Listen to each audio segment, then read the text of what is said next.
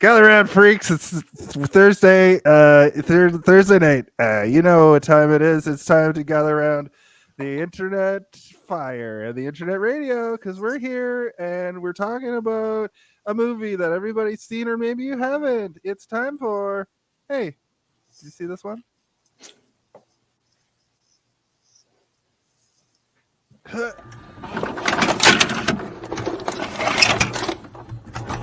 Once upon a time, movie magic was dwindling, and things were changing.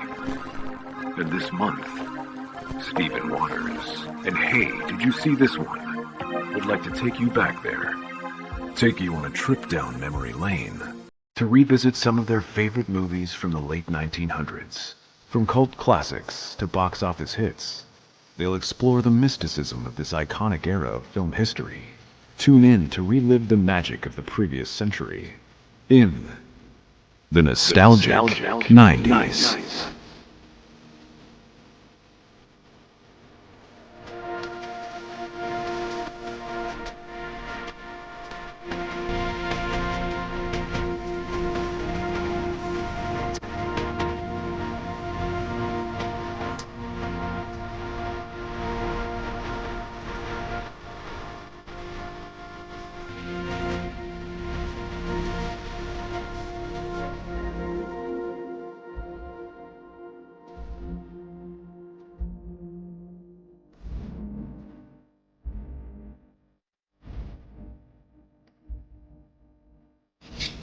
Blood! Peter flogging flying pain! Hey, don't open that! It's an alien planet! Is there air? You don't know!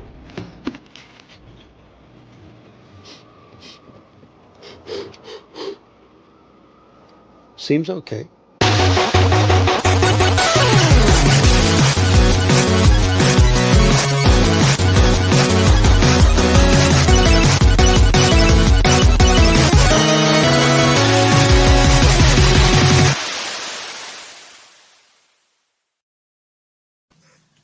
Oh, hello, everyone, and welcome to Hey, Did You See This One? It is episode 136, season 2, episode 36. I don't know, it's a lot of episodes.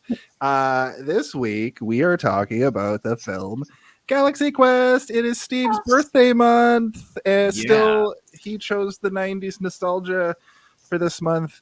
And this week on the show, we have a brand new guest, first-time guest, first-time listener. I don't know. Please welcome to the show, famous paint geek, Jenny R. Johnson. I just realized that we both use the R in our moniker. I noticed that. Yeah. You're Welcome to the show. Thank you. yes. Jenny is a painter. Does the scenes from the multiverse. More cheering. I actually have one of your prints right here. I pull it down off the wall. What? Gonna show? It's Oh. not. There's just there. Okay, well, There's Deanna Troy. Yes. Deanna Troy's cleavage. Is this one? Yeah, that's awesome. Yes. Yeah. So you're well known on TikTok and Instagram for your paintings. You're a avid convention goer where you sell your paintings. I've seen your stall, like when you set your stall up, and it's crazy. Like you have all your paintings up and your prints for sale. I've always wondered, do you sell your originals? I do. I do. Do you refer to it as a stall or a booth? I don't know. What I don't know. It all sounds like she's set up in the bathroom. Yeah. Generally, I do say a booth, but stall works. If you want to know what the painting I just held up is, it's on your shirt. That one. Yeah. I also just noticed that. Welcome to the show. Thank you for joining us. You're our highest profile guest to date, which is Oh my great. God. That's right. Wow. I invited you here to bolster our numbers. Bolster? That's okay. But before we talk about the film Galaxy Quest, I have some housekeeping that I have to do. This is so each and every week what I do is on Monday and Tuesday I put up the poster or a part of the poster, and I have people on online guests what the poster is. And a lot of the time, the first day, I always make it so vague that people are like, what? I don't know. It's just a close-up of a t-shirt. This time, nobody got it on the first day. So I had to make it a little bit easier. And once I put that little streak of like purple off of Alan Rickman's costume from the other poster, they started to flood in. So this might take a second, but this is, hey, did you guess this one? Congratulations! You have successfully guessed the correct answer, which is the answer you provided. Congratulations! Congratulations! That's right, Jenny. Also, if you didn't know, we have sound clips for like everything. So far, I enjoy them very much. Like, that intro video, I was just like, this is the most amazing thing I've ever seen. I'm so excited about this. Steve makes those and he wows me every single time. Thanks. Dude. Thanks. Thank you. We want our guests to come back. We want our guests to have a good time and come back. So we want to wow them. Done. Wow. This is very much just me talking. This is sort of our fan interaction stuff. So bear with me because there's a lot this week. Amazing. Gordon McDonald got it. Jenny, you may remember Gordon McDonald from Eastside Mario's. He gets it pretty much every week. What? Yeah, he didn't have a message this week. He usually says something pretty out of pocket, but he, if you can imagine, he didn't just have wrote the anything word this week. diarrhea over and over again for some reason. The insane scrawlings of a madman. Next up, Steve Broadbent, also known as Olins. He's from Australia. He used to hang out at Freeman's when I worked there, and he was there so frequently that he had his own plaque at his seat. Yeah, so if you go to Freeman's downtown, you'll see a plaque that says Olins on it, and you'll be like, "What?" Now you know.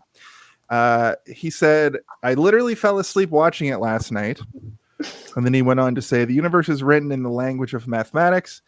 Its characteristics, triangles, circles, other geometric figures. Without mathematics, one wanders around in a dark labyrinth." So that's pretty deep. That's a movie of some kind. And then he said, he goes on to say, Wilson from Home Improvement. I guess that's never mind. It's quote a Home Improvement. Got it. And then he goes on to say, also Tim Allen was nothing without Earl Hindman. I assume that's Wilson. Or maybe it's Al. Or yeah. Everyone, no, that's not his name. I can't remember it now, but that's not his name. Who cares? All right. Who cares? Everyone only watched Home Improvement for Wilson's wise words of stolen wisdom. He is very much missed. He did pass away a few years ago, as I recall. Nicholas Latimer got it and says, Galaxy Quest, my message is intergalactic peace. I mean, I can stand by that. Movies by Doug, Movies Podcast, proprietor, got it correct. He said, we always sub back, and asked us to follow him, which I did. And of course, watch a movie you've never seen, which is sort of the premise of this show. The reason it's called Hey, Did You See This One is because we kind of came up with the idea of like, when you're at a party and you're talking to somebody and you're just sort of like, hey, have you ever seen Galaxy Quest? That's sort of like the conceit of this show. My friend Brenton Brown got it. He didn't have a message. Julia Clahane got it. She wanted to shout out the Pint Size Comedy Show every Tuesday night at the Celtic Corner in Dartmouth, Nova Scotia. Something tells me that her partner Stu put her up to that because he does stand up at that event. Oh my God. That's right. Yeah. Thomas Hybers, he just wanted to say hello, chat. And Craig Webster, friend of the show, former guest of the show, and my former tag team partner for Blossom Buddies, he wanted to say, I love you very much to anyone out there who needs to hear it. So that's pretty nice as well. Also, my friend Chad messaged me privately and was like, it's got to be Galaxy Quest, right? And I was like, you got it. Ding, ding, ding. Congratulations.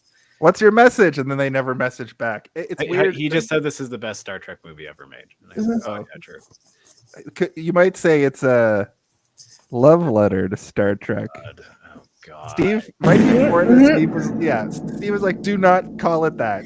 I was like, I had no intention. I was going to say it's a love letter to Babylon 5. It's just one of those things that everybody says, and it's like, okay, we got it. Say something. But with new. that, we can. Oh yeah, sorry. Before we move on, I just want to call to action. If you're watching this now, or if you're watching it later, please hit subscribe or follow or whatever. It's free. This podcast will always be free, unless we do a Patreon and have non-free episodes. But the main show will always be free. Please give us a follow. It helps us out greatly. And it's at no fee to you. So I mean, what's there to lose? You get to hang out with us for a few hours every week, and then you see me post incessantly about it on social media all week. And also, I'd like to give a shout out to White Bat Audio, who provides that music that you heard in the opening, as well as I believe the theme for this month's intro video is White Bat. Steve, can you concur? It is. And he doesn't know we use his music, but I want to shout him out. Maybe one day he will. He provides DMCA free music for people that are doing podcasts, which is super helpful. And the music's good. That music we heard in the beginning, that was just like cool, like new retro wave. It's the perfect backdrop for that sort of thing. For the so nostalgic. thank you. Yeah. Yes. All right, so it's time for our brief history. A brief history. Now you see, around here it is a time-honored tradition to give our guests the first opportunity to give their brief history. Basically, what that means, since you're kind of new here, you basically just tell us about your history with the film, like the first time you saw it. Okay. And, just tell us about your relationship to the film. I love this movie. I saw it, if not in the theater, I saw it very shortly after it came out. I was trying to figure it out and I can't remember which it was, whether I did see it in the theater. Probably because I think I went and watched everything in the theater back then. Anyway, beside the point, it's fantastic. But I have to say that since, I have really gone deep on the Star Trek fandom over the last few years, I'm in there, and the deeper I get into Star Trek, the better this movie gets. And I mean, I've always been a Star Trek fan. I've always, understood the connection, but just the fandom, this isn't just a love letter to Star Trek. This is a love letter to the fandom. Keep saying it, because the angrier Steve gets, the happier I'm not I gonna get. get angry. Got it. I never get angry. All right. Thank you. Steve, what's your brief history with the old Galaxy Quest film? So this movie came out when I was a little baby boy. But I have this uncle who, he was a very kind of busy guy, so we didn't get to see him very often outside of major holidays like Christmas or Thanksgiving or whatever. So every once in a while he would just randomly show up at my school. The announcements would come over and be like, can you send Steven to the office, please? And I'd be like, what the fuck's going on? And it would freak me out every time. I'd get in there, my sister would be in there, and he would just take us out of school and take us to do something. It would happen once in a while randomly. And this was one of those occasions. He took us out of school and we went to go see Galaxy Quest at Square One in Mississauga. And it was the first time I had been to that theater as well. Up until that point, most of my theater experiences were a shitty movie theater in a mall basement, just because those were the ones that were close to my house at the time. So this was a fancy movie theater. And I didn't even know what we were going to go see. I guess he just was like, this looks like something they'll like. This looks like something I'll like. And it turns out he was absolutely correct, because we were all cackling with laughter the entire time. I wasn't huge into Star Trek at this point in my life, but I didn't dislike it, and I did watch it quite often. So I understood what was going on. But this kind of gave me a more respect for Star Trek, and it had me enjoying Star Trek a little bit more than particularly the classic Kirk Spock Enterprise, which I always kind of found a little bit dry when I was a kid. I was more into TNG, but yeah, my first experience with this was a magical free day off school to a sick theater that I'd never been to before. That's awesome. And it was very good. Nice. Yeah. For me, it's I thought I had seen this movie. I thought that I knew this movie, but I really just knew like the plot, like the fact that they were, actors who get taken to do this adventure. But I rewatched it yesterday, and I believe that I must have seen it when I was like in 1999 or 2000, and just don't really remember it because I was watching it like I was watching it for the first time.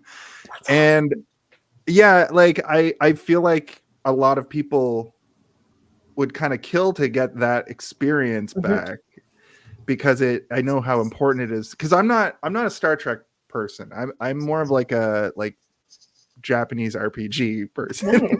Like I'm like into that sort of stuff. That's where I spent a lot of my time growing up, like Japanese video games and that.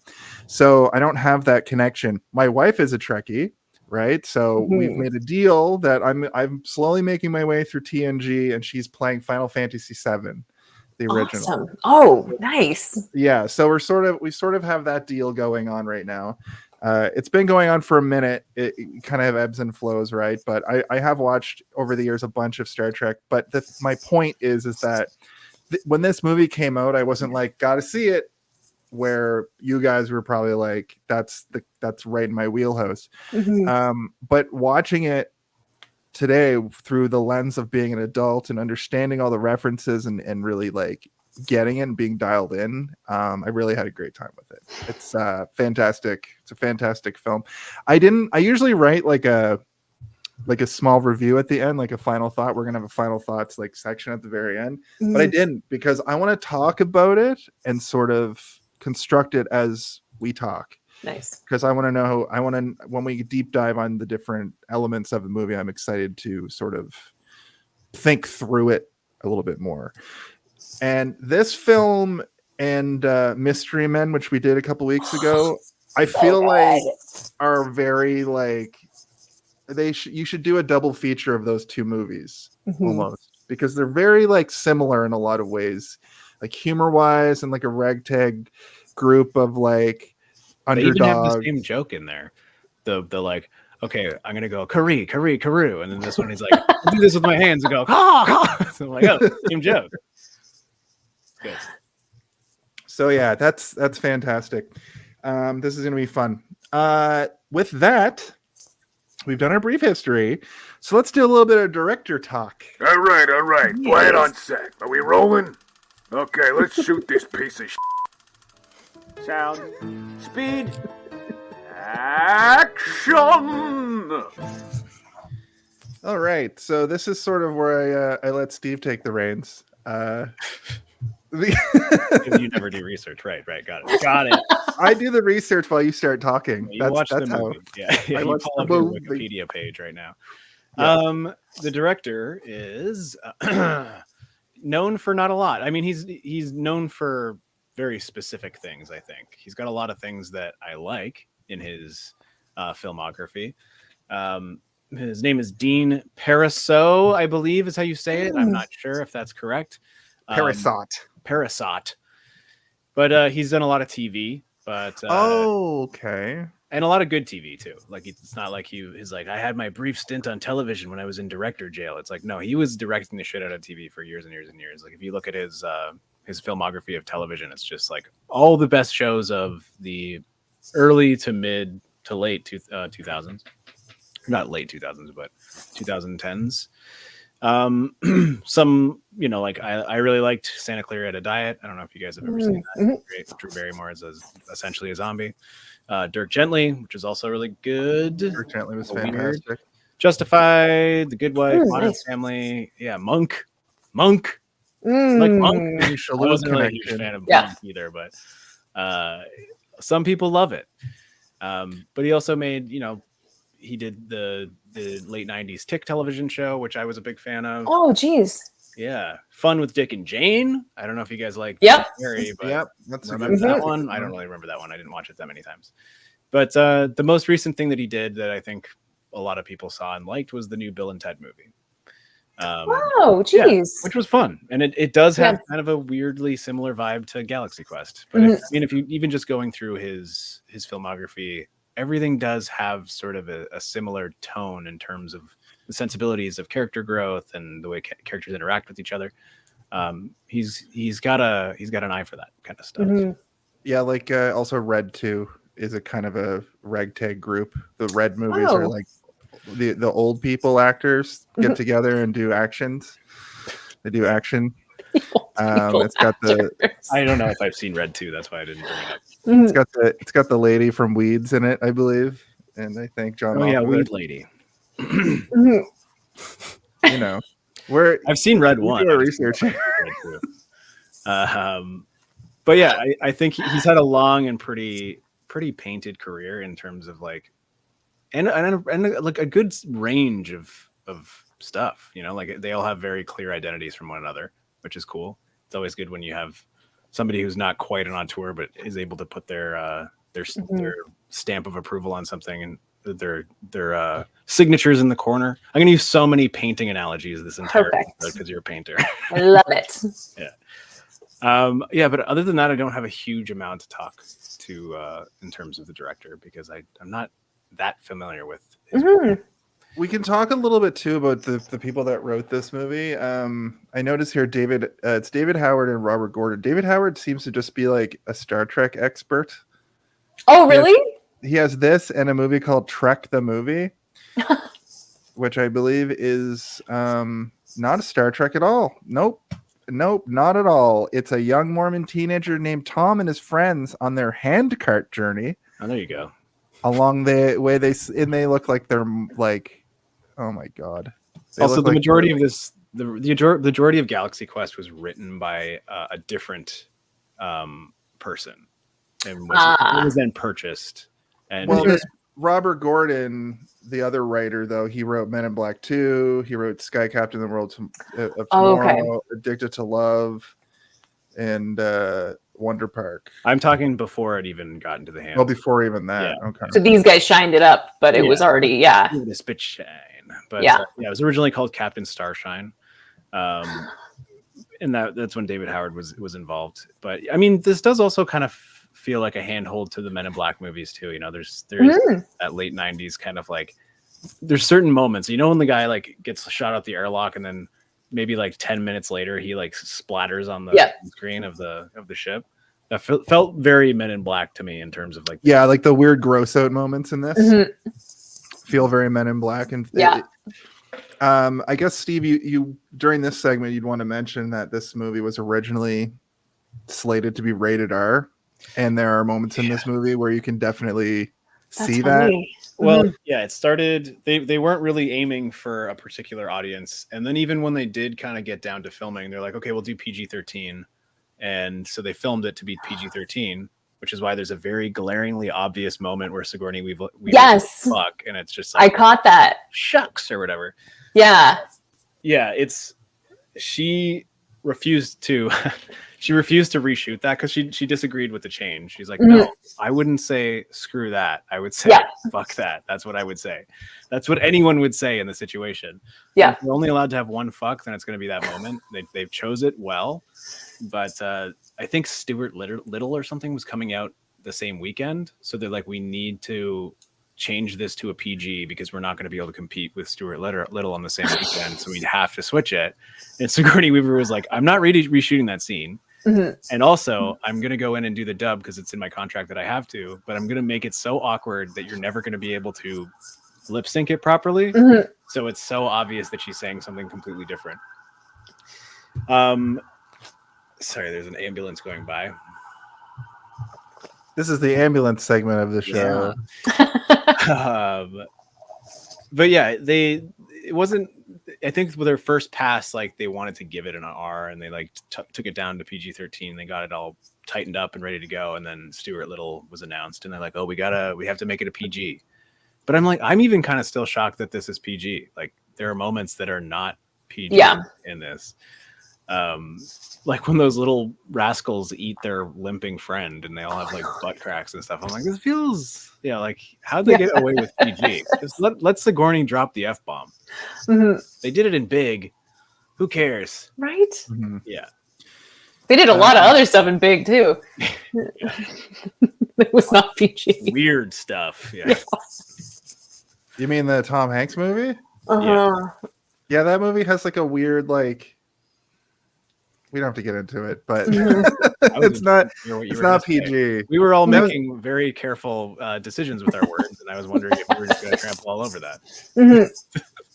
No, I'm not going to get canceled this week. Okay, that's your goal. That's fair. No, no. Well, I like to just fact? I just like to say things that people listen to and hear and make decisions about. But yeah, this movie made $90 million at the box office. It was a modest box office success.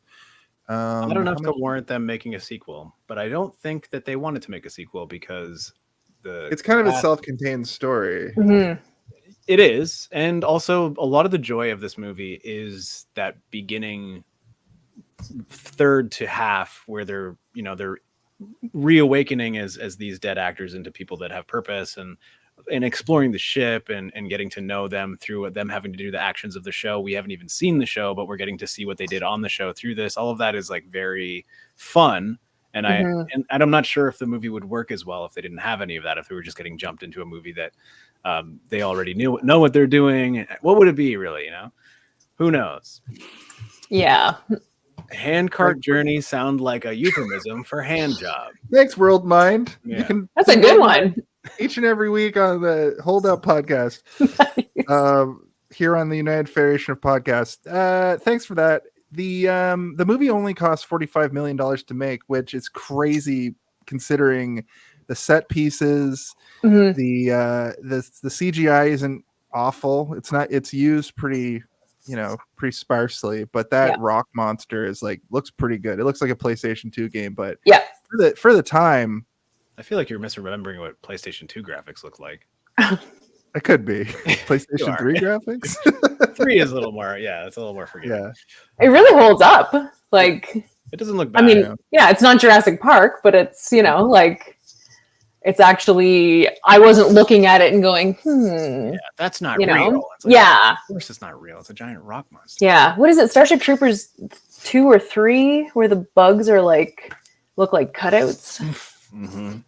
We did Starship Troopers 1 did it well, and then the rest was let's try and do what the first one did with none of the budget. We covered that movie a couple months ago, and we had a really good time with it. And I didn't. That movie I had seen a bunch, but I've never seen the sequels, and I don't want to tarnish the reputation of the first one because here they just get progressively worse.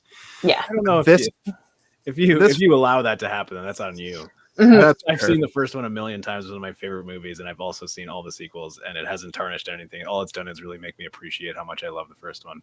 That's fair. You just have to not really be concerned about the ones that came after. I was gonna say though, this movie also kind of fits into that realm as well. Like, this movie and that movie have similar vibes. That movie is a little bit more serious, tonally, but this one, that planet they go to where they have to pick up the sphere, it's like that felt like the planet the first time that they go. I believe that they were both filmed in Glen Canyon, Utah. So probably it is the same. Actually, that makes sense. Yeah, planet Earth. Klendathu. There were talks about a sequel to this. But I think when Alan Rickman passed away, it kind of just killed the whole idea. It's like, we can't do the movie without Alan Rickman. He's like such a huge part of this movie. Doing it 20 years later, kind of a sequel, like what they do something where they. It would be like a Lego sequel, or it would be like the show is finally being canceled again after like a decade of success or something, and then they're like, we're finally leaving the show behind, and then those guys show up again like, we need your help again. Oh god. But after there's like a bunch of like spin-off shows like Galaxy Quest Voyager, Right. but it's called Right, Forager. Mhm. That wouldn't be bad if they had another crew. But Yeah. yeah, I don't know. It would be hard to do because the whole concept for this movie is what is the strength of the movie, right? So to have that not be there, the premise already resolved, it makes it does feel kind of cash grabby, and you would then be relying on a new premise, which just makes it a space movie at that point. Totally. Not having the charm. Also, Tim Allen is like Problematic. hard right-wing weirdo now. Well, just do what they're doing in Yeah. Beetlejuice 2 and have him at their funeral at the beginning. Right. Dead. Yeah. Johnny Weaver is the main character now. Yeah. She rules. One other fun fact about the making of this movie is that the writer and director named the villain after a film critic. His name was James Sarek. And he thought it was gonna be like fuck you, man. But then James Sarek saw this and he's like, "Listen, man, what do you expect my feelings to be hurt? I'm just happy you spelled my name right." That's good. And he's like, "Also, I like the movie. It was a good movie." So, also Harold Ramis was supposed to direct this, but he wanted Alec Baldwin to be the main character, and they were like, "No, Tim Allen." He just didn't like the direction that they were forcing him to go in. He also refused to cast Sigourney Weaver, which I found weird because they're friends. But he was like, "No, I don't want anybody who's ever been in science fiction to be in this movie because it'll like ruin the immersion." Oh, interesting. Yeah, so I think he was approaching it from a bad angle. And he said he didn't like the movie, which I'm like, was Harold Ramis a secret dick or just like a weird, like petty guy? Like, I don't know. Who knows? Because this movie rules. I want to know how he feels about being in that Ghostbusters Afterlife as a CGI ghost. I feel like he wouldn't. Did he sign off on that before he passed away? Because no, but his family did. Yeah, so he probably would have been like, "Do not do that, please."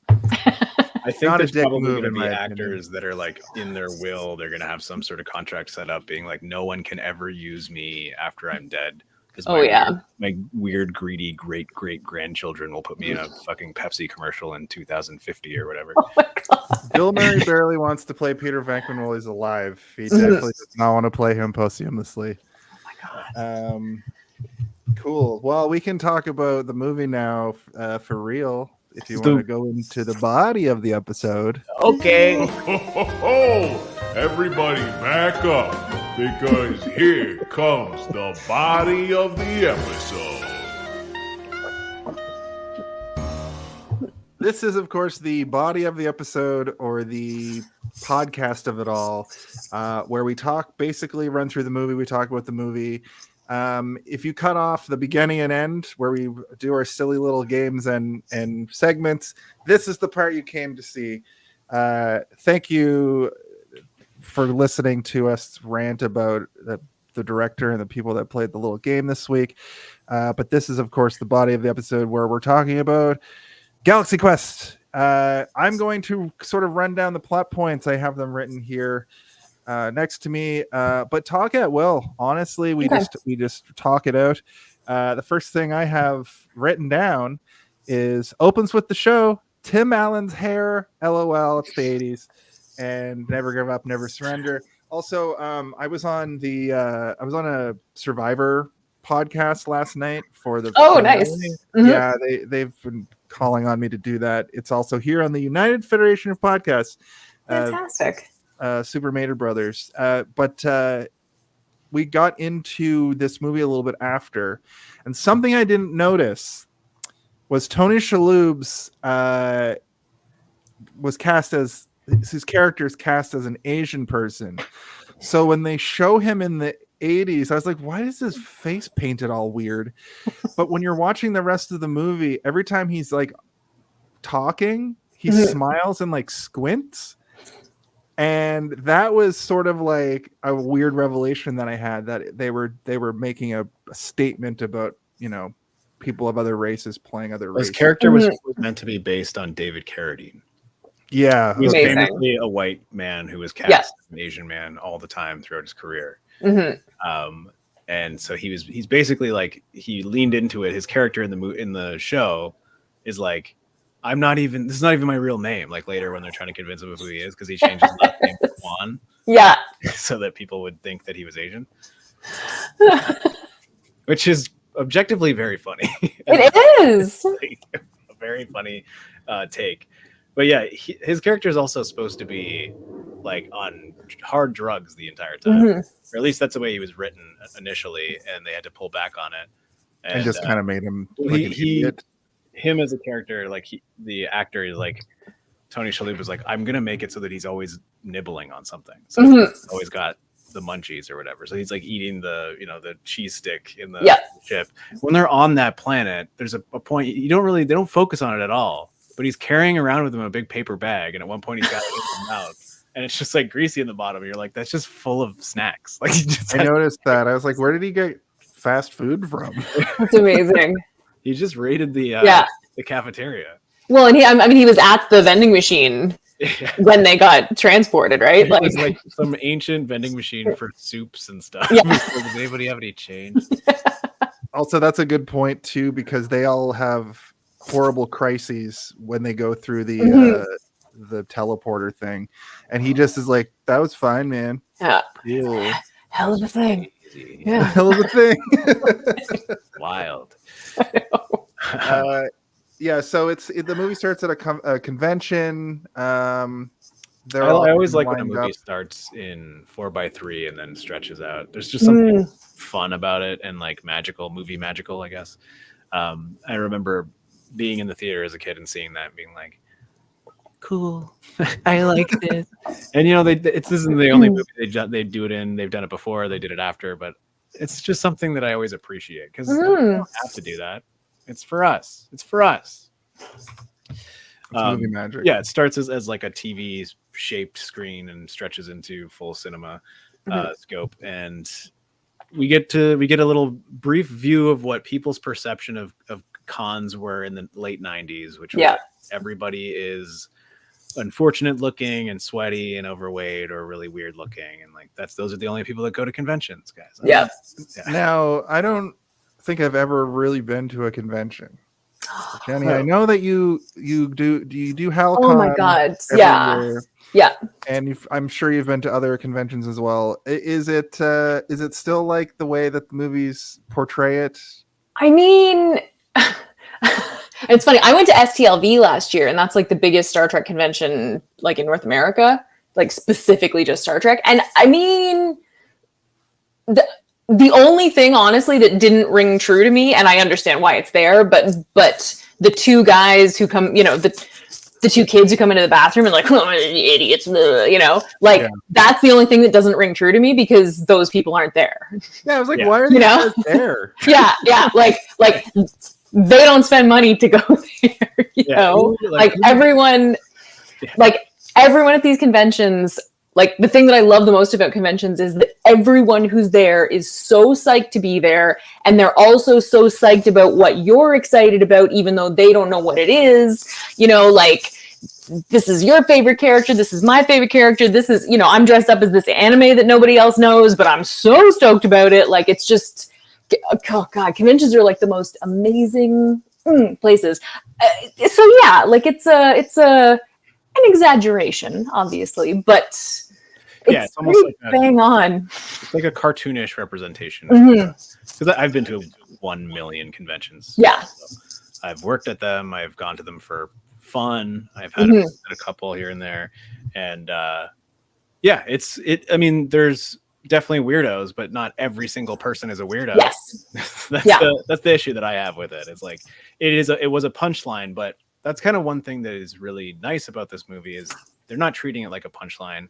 And the only thing that's unfortunate is those two people that come into the bathroom who they're supposed to be the ones that are making fun. But like, even in the context of the movie, they seem like the most insufferable piece of shit people that you've ever heard speak. Totally. To the point that like, I think the movie was even like, let's not show them. Let's just show their voices, because those actors will be panned forever and all time. Will be typecast as assholes forever. Yeah. And really, they were there just so Tim Allen would like take a look at his life and then have a crisis of faith and overdrink and then the aliens would come, and you would think that they're just more of these nerds. Yeah. And it gets the ball rolling for the movie, really. Totally. But Yeah. my initial thought, I don't remember that. Just a little extension of my brief history. I think this movie was just on TV a lot. So yeah, it was for a while. I think that's why I thought that I knew this movie well, because I just saw bits and pieces over the years. But there's so much more nuance to it when you watch it as like one complete thing, much like lots of films are. You don't get the whole picture. You're telling me unless that you you'll get a actually better watch experience it. if you watch the whole movie and not just bits and pieces of it? Holy Yeah. I never would've Holy thunk shit! it. What a concept. But I don't remember this moment, and I all I could think was like, why would you? Conventions are expensive, man. Yeah, these guys spent $120 to just like make fun of people. Oh, at least, yeah. They suck. It's all a bunch of nerd garbage. Yeah. And I actually appreciate the fact that we only see Tim Allen like being affected by it. Yeah. I like the fact that, the three guys on either side of them, like we didn't have to watch them like be crushed. When we first pan in and it's kind of tracking Tim Allen and he goes into the stall, it shows like, a bunch of people that look like the equivalent of Klingons dressed up in their costumes. Yeah. And then two other people, but like the Klingons are like, oh, that's funny. But then the other two people look like they're just dressed normally. But one of them is standing in front of the stall with his arms just next to him. Like he's not holding anything. His arms are just straight at his sides. I'm like, is this guy just in the way? Yeah, he's just going free ball. So I noticed that. I noticed that those were definitely supposed to be like Klingons, right? But they couldn't show the front of them, or else. Yeah. But what I'm saying is that wasn't the weirdest thing. The guy, who's not directing his piece. That's the weird thing. He's just very confident. Yeah, that's great. We're also introduced to Sam Rockwell, who, low key is my favorite character in this movie. Mm-hmm. He's also one of my favorite actors on earth. So yeah, exactly. Yeah. And I think that he was given a role that he could have phoned in, but he doubled down on being a good actor about it, if that makes sense. Because there's some scenes where he's like sweaty and freaking out, and I was like, you didn't have to put that much into this, man. I don't think that he would have phoned it in at this point in his career. It's very early in his career. Yeah. Also, he almost didn't take this role because he thought that it would be detrimental to his career because he really wanted to do drama and serious roles, and he was also intimidated by the A-list status of everybody else in the movie, and he's like, I'm going to be overshadowed. I'm just going to be playing this like goofy character. It's going to pigeonhole me in the future. And I think after speaking to a few of his friends, one of which I don't want to name because he's a big name, but he's also canceled as fuck, and I'm like, it makes me sad that they were friends. Oh no. But he was talked into doing it by this person. And he also was given the advice, like, listen, man, so many people started in comedy. You're not going to be pigeonholed. Got the talent. And this movie, I think, is one of the reasons that he has gotten other roles that are not necessarily similar, but have a similar energy. Like, if you look at Hitchhiker's Guide, another movie we did on the podcast at one point, the energy of the president of the galaxy is very similar to Guy. Yeah. Yeah. He's even got the weird, like, he's wearing too much jewelry in this. Well, it's like he's a guy who's like, he's been acting since the 80s, and he's been like coasting with this the convention circuits for all that time. He's still living as crewman number 6 or whatever. Yeah. And the conventions. Yeah. And those people exist. Like there's a couple of Trek actors who were background all the way through TNG who are like at all the conventions now and in the Facebook groups, and they're so engaged, and like it's lovely, but it's also just like, wow, it's really interesting to watch. Like, it's really, and then to see him doing that, like, that was just, yeah. I would absolutely love that if my career was just like, yeah, you just go to conventions forever and just have to call people up on stage and maybe do a little bit of panel work just because you were on a TV show for 8 years or whatever. 20 years ago, that'd be great. Yeah. If it pays the bills and puts food on the table, why the frick? Absolutely. Yeah. Absolutely. Yeah, as somebody who's a massive fan of professional wrestling, a lot of wrestlers sort of live off that. After the careers are over. It's a little bit more sad, I would say, because a lot of wrestlers are broken down and they have to do that to totally meet. But it is similar. Like when you go to a wrestling convention or go to like a a signing. It's a bunch of like jobbers. A jobber is basically a person who just makes stars look better, enhancement talent. Yeah. And that's what background actors are a lot of the time, right? They're just Totally. kind of there as a set piece or as like, the red shirts in Star Trek. I know about that phenomenon. Yeah. They would be like the guest star of the week and then they get killed off. So yeah, I don't know what it was about. I think Sam Rockwell is a great actor, but I think I glommed onto this character because it's such an interesting thing to have. I thought he was going to die. Like, that's another reason why I was like, I haven't seen this movie clearly, because he's going to have a hilarious death, or he's going to die like in a way that is hilariously unrelated to them being in space. Right. He's going to stub his toe and fall, fall on his neck or something. I think that the fact that he's constantly fearing death if he died would be antithetical to the joke. I think like it wouldn't work comedically. It would be actually sad. You'd be like, oh no, yes, die. Yeah, that's true. And then also we wouldn't get the most amazing physical performance of all time at the end of the movie when he looks into the camera and like winks and smiles and like has his uniform not done away with his crazy hair. Oh, it's so funny. Yeah, so the cast is older now. I wrote Tony Shalhoub is an idiot, but this is before I watched his progression and realized that he and the light that you shone on it, where it's like he's just partied his whole career and he's just the party guy of the group, but he's very mellow about it. So it seems like he's just kind of like the airhead of the bunch. I don't think he's supposed to be like partying. I think he's just supposed to be like constantly smoking a little bit of weed. Yeah, consistently. Constantly high. Whenever he's off screen, he's just on a vape or whatever. I'd forgotten that like when they're first on the ship, the ship's trashed, and then he calls up from engineering. Like I had forgotten how it like ridiculously funny that bit, and he's because he's just like, hey guys, the engine's everyone broken. else is like, I know. Okay. Yeah, I had forgotten until that point how good he is in this movie. Like it's just there's amazing. There's a lot of like really small moments like that you probably realize on multiple viewings, and we'll get into it when we get to it, like later when the aliens are introduced. But all of those background aliens are like C-list actors from the era, and it's so funny to like be able to point out. It doesn't count as C-list actor if they're at that point just a background extra. They're not F-list actors. I wanted to be nice about it. Yeah. Okay. So realistically, Sam Rockwell was like a B actor at the time, kind of cutting his teeth, and Squeak from Basketball, who's in the movie for 8 seconds, was only in Basketball at that time. Amazing. Well, I think that he's primarily a writer, isn't he? Yeah, he was like the third. So I wouldn't be surprised if he was just like probably doing like rewrites on small scenes, and they're just like, you want to be an alien in the background of the scene? Yeah, of course. Yeah, of course. No, my name's not Squeak. I swear, if you guys rip on me 14 more times, I'm out of here. Sorry. Just once I get going. Tim Allen keeps calling him a bitch, and he's like, probably that.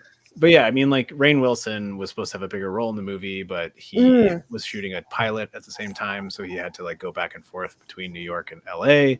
So a bunch of his stuff was cut, and that's just how it works, right? Like he got the role as I can't remember the name of the character. He's in it so little, but he's just there. Doesn't really have a lot of lines. But it's not. What was he in? At that, did the pilot become anything? It was his first movie that he'd ever made. Okay, because the first thing that really had him pop off was Dead, not Dead Like Me, 6 Feet Under. He was on that. Oh, okay. And then The Office right after that. The TV show was it was a pilot for a TV show that I don't think it got picked up, or it was canceled very short after. It was called The Expendables, I think. I don't know what the concept was. And I looked into it. I saw 30 seconds of like the opening, and I was like, he's like in a tube of light with another guy, and they're both naked. Like, like I guess it was a comedy, and I just closed it. Like, I don't care. I don't need to learn about this. But like again, you can't say like he was a C-list actor at the time. It's like no, he just wasn't an actor yet. He just wasn't. He has no credits to his name, which is the case with so many of the aliens in this movie. But the main alien, who's the actor's name is always something that escapes my mind. Enrico Colantoni. Interesting thing about him is he popped up recently on the show The Trades.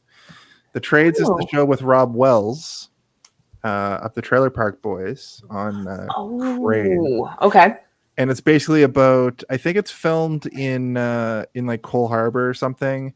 It's basically they work at an oil refinery, and I thought it was going to be bad CanCon, like try to capture what the Trailer Park Boys had, but it's actually kind of like a sweet little 8-episode sitcom thing. Oh, right on. About smoking weed. There's like a raccoon character that's pretty funny. I don't know. I expected to hate it, and I ended up being excited for the next episode every week. And That's awesome. It's nice to see Rob Wells not just playing Ricky. Yeah, so it was cool. But he's on it as this like jaded, disgruntled like parts guy. He like gives the parts out to, like, the new welders basically. Oh, that's hilarious.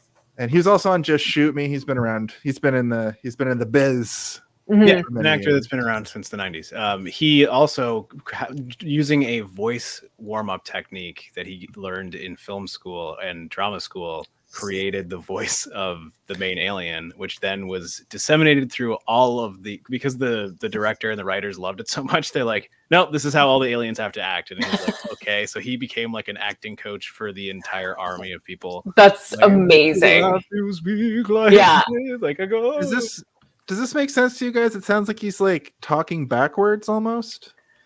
Yeah. Like not that the words are backwards, but the way it's like speaking English in a reverse intonation. Not even like reversed so much as it is like you're speaking the way you would speak the end of the sentence at the beginning of the sentence. Yeah. Like in that sense, like you're sort of like shuffling around how you should say each part of a sentence, which is pretty funny. And then the way they move is very funny because oh my god, I guess like a calamari monster slapped inside of a human skin, so they're just and they're like trying to walk like people, but they're walking like they're swinging their right arm when they step forward with their right leg. It's like it kind of reminds me. Have you guys seen the TikTok of this like challenge where you try to run, but with your arm and your leg on the same side at the same time instead of like swinging opposites? And it's like impossible. You just look insane. That's what them walking kind of looked like. Like they were doing some sort of small robot. Like it was also inspired by like marionette puppets, like where you're lifting one in the arm at the same time. So it's just like a lot of weird stuff went into it for something that really didn't need to be there. But it's like, we have to make it wacky, and succeeded. Like, it's so good. Yeah. And they're like, because they're so weird, but they're also they're so like endearing, and they're so like sweet and nice. They don't understand what lies are. There's like no concept of them trying to mislead you in any way. Yeah, you wouldn't be lying, would you? Yeah, like no, of course not. It's awesome. There's a group of cosplayers who go to the Star Trek convention in Vegas every year as Thermians. And they're in character the whole weekend, and it's incredible. Like it's actually just straight up like I ran into them in the casino, and they were just like it would be annoying because like so many people would probably come up to you and be like, "We need your help." Like, oh god, okay, yeah, man. They love it. What if they're also in character? In peace over here. They're doing it. They're literally doing it. Yeah. But I mean, that's what you got, like, all right, dressed up. You want people to come up to you, right? And oh yeah. I remember I was. Go ahead, Jason. I was just gonna say a 60-year-old like lounge lizard like gambler reacts to that. They've been there pulling the slot machine all day on vacation from Florida or whatever. They're just seeing this convention nonsense happen. Oh yeah. Steve, what were you gonna say? I was going to say I was at Comic-Con in Toronto, or it might have been it was at Fan Expo in Toronto, and I was working a booth, and someone came up And she was just there, and I was talking to her, and it took me a minute. And I was like, I know who she's dressed as, but I can't quite put my finger on it. And it finally clicked. And I was, Jason, you'll know who this is. And I was like, are you the final Pam? And she was like, ding, ding, ding. And I was like, you are the final Pam.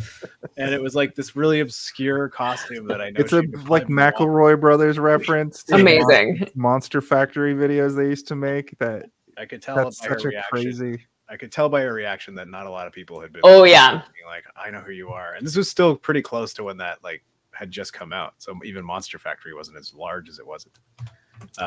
It was good, but those are That's the kind like of 8 years ago now. It's a long time, man. For sure. So yeah, I mean, the other good thing about the Thurians is that they don't seem out of place in this convention because everybody's dressed as a space alien or in a weird uniform, and is socially awkward. So it's like even just his interactions with the regular fans are kind of it's like an out of breath teenager who's struggling to formulate his thoughts to explain something. Even though he's being very articulate with what he's saying, he's like so nervous. Like you can tell. And Justin Long plays nervous very well. Yeah, the other aliens that are in a lot of it are Missy Pyle, who's from a lot of stuff. Also, she's a character actor from a lot of stuff. I believe Zoolander is probably one of the ones that people know her from the most. She was the what's her face in Zoolander, right? Or is that somebody even different? Am I even just wrong about that? Who in Zoolander? The character that's like, I'm just looking at her. She's got like 1 million acting credits. Tell me who in Zoolander you think she is. I need to know. The person, like the woman who's with Will Ferrell. No, that's Mila Jovovich. Oh yeah, it's Mila Jovovich. Right. What do I know Missy Pyle from? She's just in everything.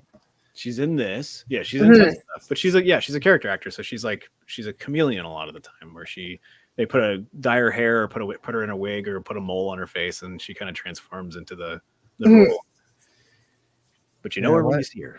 Why did I think that she was in Zoolander? Maybe it's because I'm stupid.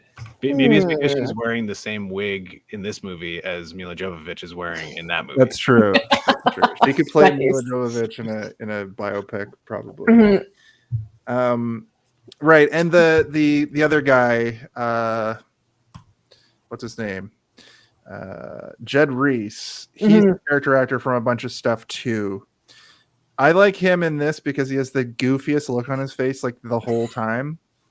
Well, that's another thing about them in general is that no matter what emotion they're feeling, they're constantly smiling. Like they're trying to smile. It's like they've programmed the skin to always have a pleasant appearance. Yeah. And then even when they're like watching their commander being tortured on TV and they're all like, and then he like turns around and his eyes are so sad, but he still has like this smile on his face. And you're like, oh, and even when he's being tortured at the end, he's like, still smiling even when he's in pain. I'm like, okay, so maybe this guy deserves an Oscar for this performance. Like, it's incredible. Yeah. It's so good. Yeah. Yeah, it's weird that they're all able to kind of do that because it is a hard emotion to convey, like sadness of the eyes with the goofiest smile. Yeah, like have you ever actually tried to do that? Like sad eyes. I can't. Like it's really difficult, right? I can't do it. You end up looking like Tony Shalhoub. Yeah. So, and just one other movie. Did you guys ever see Men with Brooms? God, yeah. With Leslie Nielsen. Jed Reese is from that movie, probably most notably. He's been in like a lot of TV now, but I remember when that movie came out. After that, I was like, oh, it's that guy from Men with Brooms, and that movie's great. It had Leslie Nielsen as like this old like mushrooms addict, like mushroom head, and he like grew mushrooms in like the basement of this like house. And that's what I remember. It was one of his final movies before he passed away. And it was basically a curling movie. So us Canadians enjoyed that. I've never seen it. It would be a movie for this show. My friend Conrad's stepdad was in it. I knew that much because every time I went over, his stepdad would fucking tell us about it. And I was like, Cool, you're in a weird Canadian indie comedy. Congratulations. Brooms? No, I was in it. Well, I haven't seen you in it because I haven't seen it. Sorry. Leslie Nielsen's in it. Cool. Cool. That's Leslie great. Nielsen rules. Yeah. Remember when he pees out his finger in Scary Movie 3? I had a question about this era of conventions. Was the term cosplay invented at this point, or does that come much later? I don't think so. I don't have an answer for that either. I assume not, because it's been like dressing up at a convention has been around since the 60s. Yeah. So and cosplay as a concept, yeah, not new, but like the name cosplay, yeah, wasn't really until it became almost like a lifestyle, like like my whole job is cosplaying, and I go from convention to convention and I make costumes, and that's my job. Like I think that's where the term came, but I don't know. That's something we'd have to look up, Jason. Well, I wanted to ask you guys that as a question because this is a discussion. So yeah, this is a movie discussion review roundtable reaction. Yeah, I feel like once it became more, like more sort of universally accepted as not a weird thing, that it was. It's when furries were invented. The cosplayers had to differentiate themselves. Yes. They're like, no, we need our own term. We're not furries. Yeah. It was also just in my notes, and I just say what my notes say from 24 hours ago, So yeah. Absolutely. Some stuff's gonna sneak through. Jason Nesmith hears people talking shit. We kind of talked about that. Oh, they say the R word. I noticed that I didn't care for it. I was like, wow, we've been on this string of movies from around this era where there have been no words of the era, I'll say. Right. Which has been refreshing. So to hear them say that was just like, it hurt. Yeah. Those are the pleas coming for you, Jason. Damn it, I managed to get canceled anyway. You can get canceled for just saying R word now. It's it is funny. I mean, it's actually, because often, you look around and you're like, have we actually come that far? I don't know. Yes. But yeah, when that sort of thing happens and you're like, we're like, okay, yes. The saving grace in that situation is that it's coming from two despicable asshole characters that no matter what they said, it was going to be offensive, and everything is offensive. But yes, it's a bad word. That was kind of 99, so it was in the vernacular. Definitely, it still is in some circles. I still hear people sometimes. I'm like, nope. Yeah, nope. You kind of cut out there for a second, Steve. What I heard is that you still use it. Just kidding. Someone that I know used it today, and I was like, yeah. Oh, really? Yeah. That's always hard when somebody between the ages of 35 and 45 says it, and I think that they're younger. Maybe you call them out. I don't know how old they are. Maybe you call them out on it, and they're like, "That's from my era. I'm allowed to say it." Okay. Yeah. Okay. I grew up in the 80s. Yeah. Okay. Yeah. People were saying a lot of other things in the 80s too that you don't say anymore, I bet. Yeah. There's a lot of words you can't say. And the world's better for it. But this combined with the nerds coming back, so the nerds accost him at his table to be like, did the flux capacitor, if it's in the flux zone, can flux it up, buddy boy? Anyway, it's the Omega 13 drive, you sick fuck. On the 6th Street 20 days a week. But Jason Nesmith freaks out at this. This is when he just can't take it. He drinks an entire bottle of whiskey while watching old episodes of Galaxy Quest. Skipped over it a little bit. I did want to talk about it a little bit because I think it's good character building. But, it's right at the beginning when Sam Rockwell is addressing the crowd. He briefly speaks about the episode they just watched, but then he starts to talk about the crew, and he refers to them as the crew constantly, but then it's like cutting back between him and them. So they're all their own individual versions of a crisis until Tim Allen shows up, who is nonchalant. He's a jerk, and it's cutting back and forth between him being like, not only were they a crew, but they were best friends. And it's cutting back to the Yeah. you fucking asshole. And it's just kind of showing what this type of relationship and like having a hierarchy within it can like the kind of strain that it can put on people. Mm-hmm.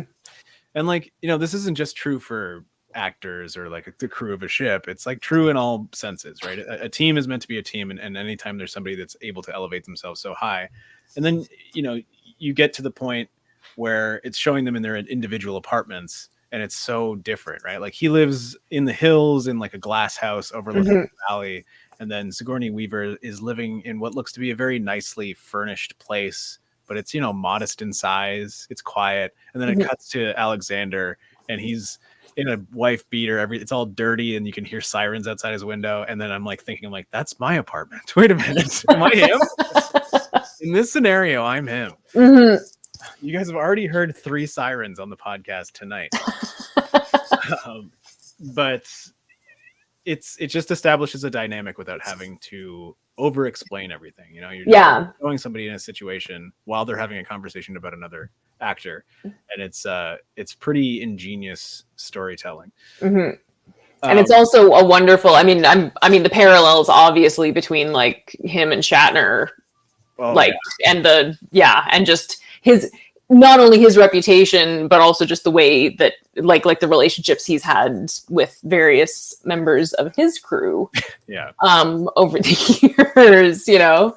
And it's funny, I was, you know, I mean obviously Tim Allen like knew that. There's no way, you know, he didn't know that. But at all, like, I don't know, there's something that I was actually trying to figure out who else, like what other actor, I mean, you mentioned Alec Baldwin, but like what other actor at that time would have worked in this role, and I couldn't think of anybody. Like, yeah, there was a list that Steve Martin was on the list as well, and there was one other one, but I think that, you know, I love Harold Ramis. I think he's a genius. I've enjoyed nearly everything he's ever done, but I think that he was so wrong about being anti Tim Allen, because Tim Allen works so well absolutely in this role, especially based on like his history as an actor, who he is even today now, almost strengthens the character in the sense his like twisted ideology of like how, you know, far right he is still kind of works with this character. Like I can see Jason Nesbitt being a guy who is voting for tax breaks and not voting for you know, what's right for society.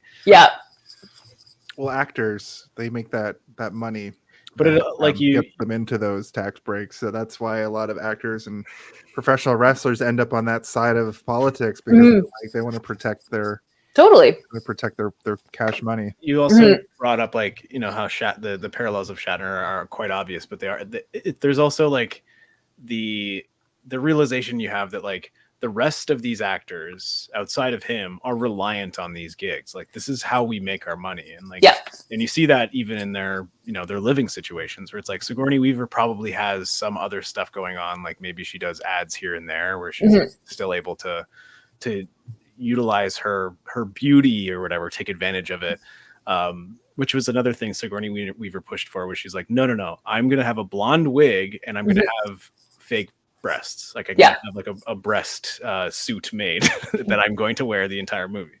And they're like, what? And she's like, I have to be, you know, like a bimbo, basically. Like that's what it needs to be. It just says what the computer says, and also her battle damage through the movie is just her chest becoming more exposed. That was a really funny little, but like her combatantness to that was that, like, but the character is aware of it, so the character is doing it. She's not gonna be a bimbo, she's gonna be somebody who's like weaponizing the bimbo status in order to like still have a career, which is interesting.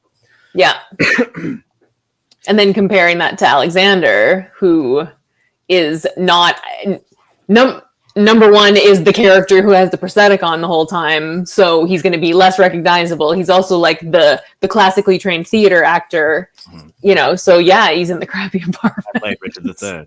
Yes. There were 5 curtain calls. Like Alan Rickman was really good in this, and I was wondering. I didn't look into it really, but like, what kind of stuff was he in at this time? Sense and Sensibility. I guess it was probably 10 years earlier. Oh gosh, what else? Robin Hood, Prince of Thieves, 1991. Right. Dogma. Mm-hmm. Yeah. Dogma was actually like that year, wasn't it? I think so. Yeah, it's close to it. So his comedy chops work as this like kind of straight man character, but he's gonna be Hans Gruber to me. Forever, because I'm not really a Harry Potter person, so I don't really know the Snape stuff. But I mean, he's an Alexander Dane person. Yeah, he's this character. But yeah, no, I mean, he didn't even like. I think his first movie was Die Hard. Like that was literally his first movie. He obviously worked in theater forever. Yeah, and he was like 40 when he did it, right? Yeah, and that's when his Hollywood career started. It was like he had his career up until that time, and this whole new career started afterwards. He did a lot of TV shows on the BBC that looked like Bridgerton, and then he was in Die Hard. Yeah, that's what I'm seeing from his IMDb here. Yeah, he did Truly, Madly, Deeply. Actually, a year or two after this, he did Love Actually. Right. Yeah. Yeah, he was also in Hitchhiker's Guide. He was the big-headed robot. Yeah. Yeah, I mean, he's been around, man. He's one of the most famous, recognizable. Like he's also a household name. Like you can say Alan Rickman, and most people will know who you're talking about. Not just because of the Harry Potter movies. People knew him before those. Yeah, that helped. That definitely helped. Severus Snape it helped to make like people who were children know who he was. Yeah. Rest in peace, Alan Rickman. I assume he was like pretty old though. He was 69. He wasn't that old. No. Oh. No. 69 is the new 59, as they say. Nobody says that. No. I'm talking about. No, for me, he will always be the Sheriff of Nottingham. Right. I mean, yes, Hans Gruber, obviously, but also like the first time I ever saw him was in Robin Hood, and that was like, I was like, this is amazing. Ronald Weasley. This guy showed up for this movie, you know? Yeah, Tim Allen, I think at this time, Tim Allen was just known for Home Improvement. Pretty much. And the internet didn't really exist yet, so they didn't even know about his I'm just glad that, because like Home Improvement was still happening during this. Yeah. I'm just glad that we didn't get a ton of like, oh no, like yeah. The whole. They had that very special episode around this time where Jonathan Taylor Thomas gets like some sort of disease. They can't really say. They don't actually say what the disease is. It's heavily implied that it's cancer, but like it's so G rated that they couldn't really like lean into it. And then I remember famously that episode was the lead-in to the brand new sketch comedy show, the Dana Carvey Show, which should have been a huge hit. Oh no. But this kind of destroyed its chances because everybody was so bummed out that now we have to watch Dana Carvey do voices. That's crazy. Yeah. It's like, I know, we had to just go through 29 minutes of Jonathan Taylor Thomas crying, followed by Dana Carvey in a fat suit or whatever. Wouldn't be prudent. Yeah, dressed as George W. Bush. Yeah. Excuse me.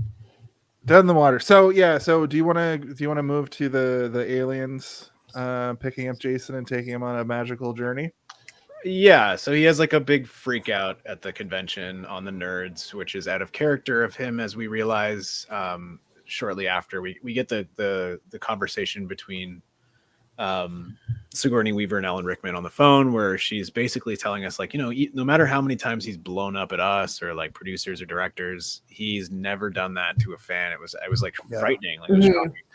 So we learned that like, he seemingly is a really good guy, at least to the people who care about bringing him to where he got, which is, stardom on a level that, is in a lot of ways higher than some acting. You know, it's not as well paid, but you're more famous and more important to a larger swash of people who like you for the same reason, right? It's pretty crazy to think about, like Trekkies in general, just like loving Patrick Stewart. Absolutely. Or like Leonard Nimoy. His like whole career was just anyone from Star Trek. Yeah. Pretty much Yeah. That was the anybody from Star Trek being beloved by so many people. Yeah.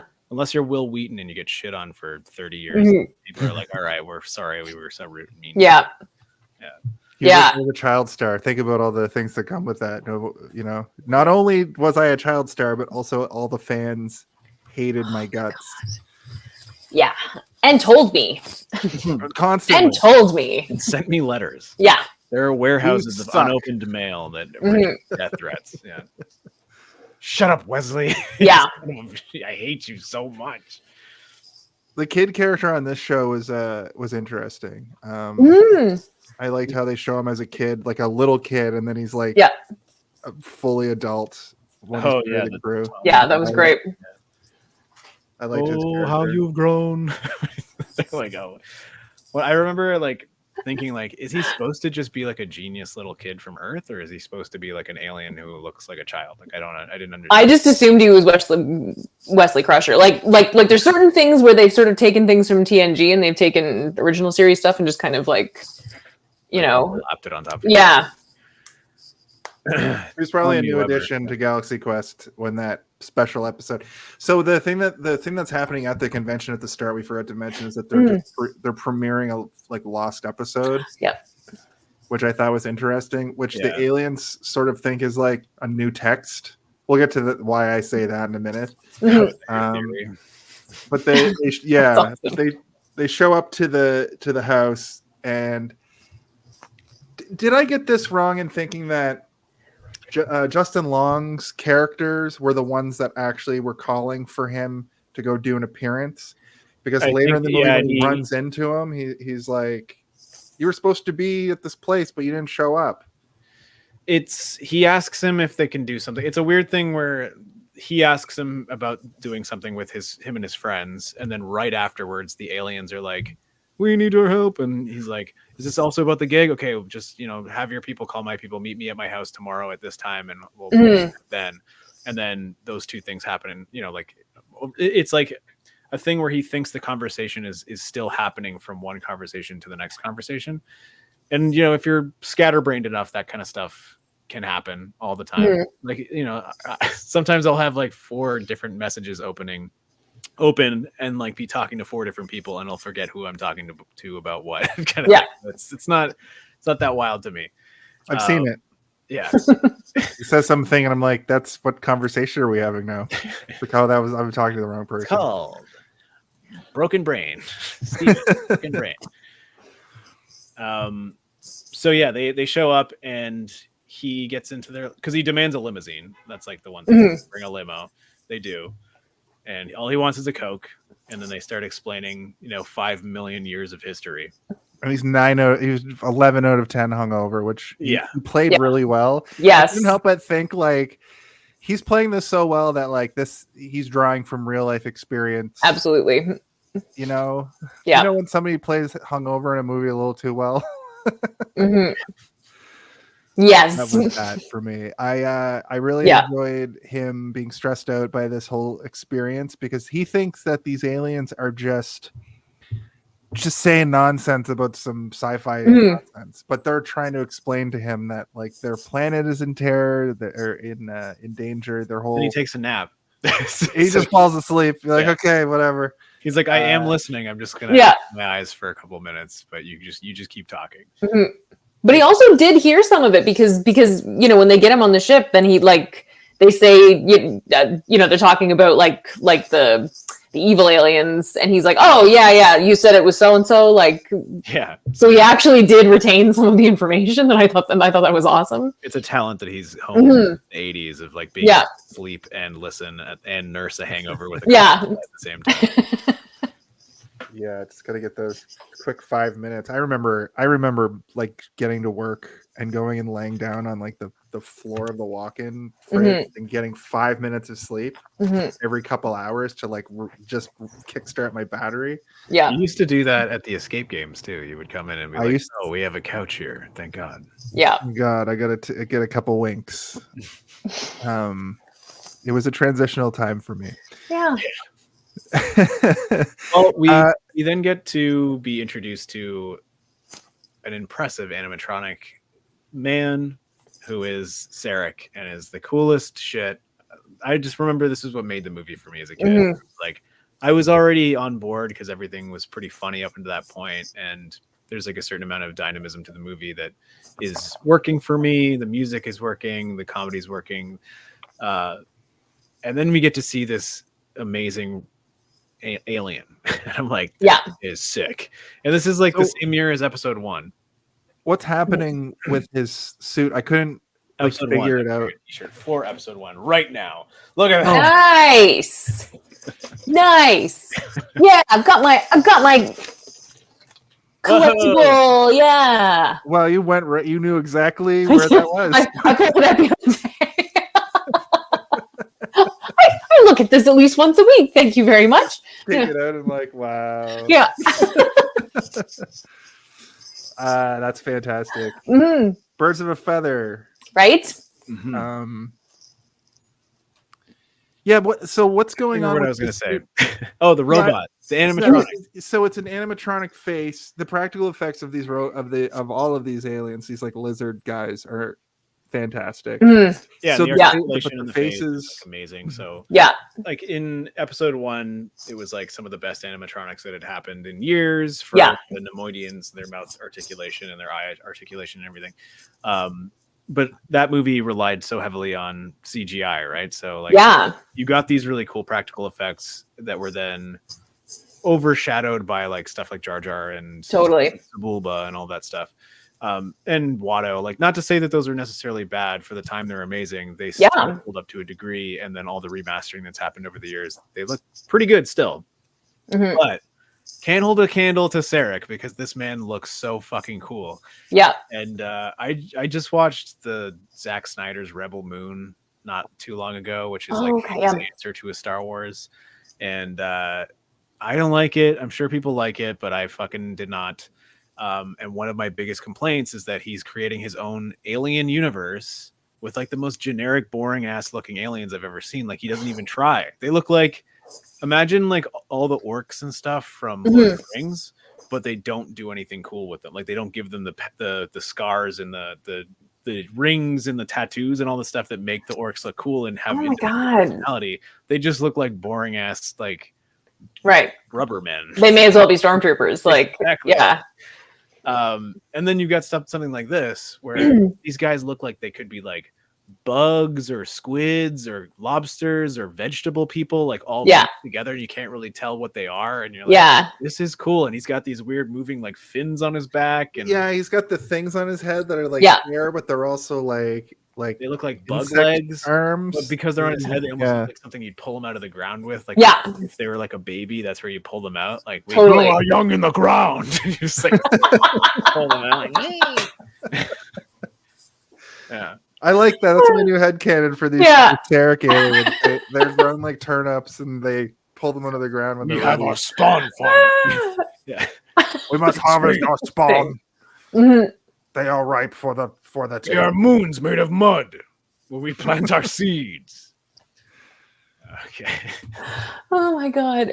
That's funny. That's good stuff. The point I'm making is that Zack Snyder should have got a better art director for his movies. There are a couple of aliens in that look pretty cool. I thought the robot looked pretty cool, but overwhelmingly negative in terms of like the alien designs for that. Is this comment a reference to Rebel all Moon? The orcs are the same, but they just reskin them with different color palette. I'm not sure if he's referring to the Rebel Moon or if he's talking about the Lord of the Rings, but well, the Lord of the Rings, they all look different. They would try and make them have different personality, right? Yeah. I mean, maybe on a like grand scale, if you're looking at the entire army. Yeah, they're gonna be like, but guy will be like, this guy has no nose, but it's sewn together, like the nose hole, but they sewed it up and stuff. Oh, he's Oh, talking wait. Okay. Neither. Okay, thanks, Worldwide. You've done it again. Hand jobs and nonsense. We love you. Hand jobs and broomsticks. Yeah, that's the It's one of Angela Lansbury's best. yeah. Canceled, Steve. How dare you? Oh, it's a Grandma's Boy reference. Okay.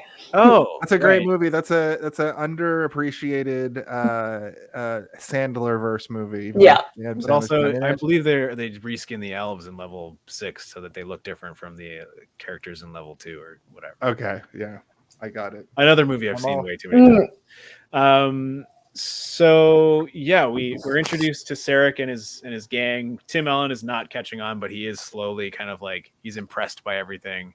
He's like, even when Sarek shows up, he's like, "Oh, that's good. That's scary. It looks real."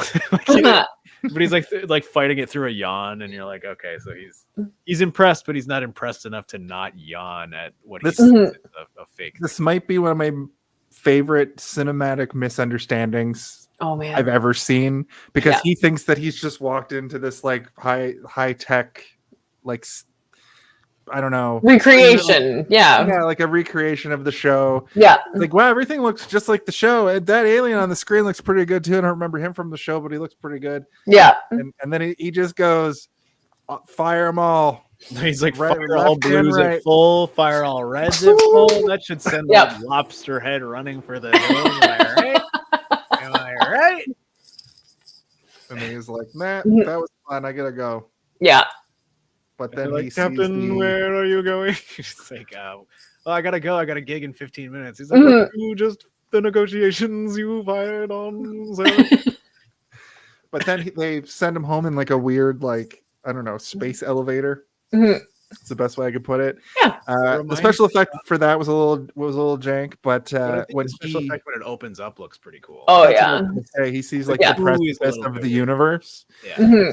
It reminded me a little bit of They Live, you know, like when They Live aliens are like going up to the platform and getting like shot off briefcases into wherever the hell the They Live aliens came from.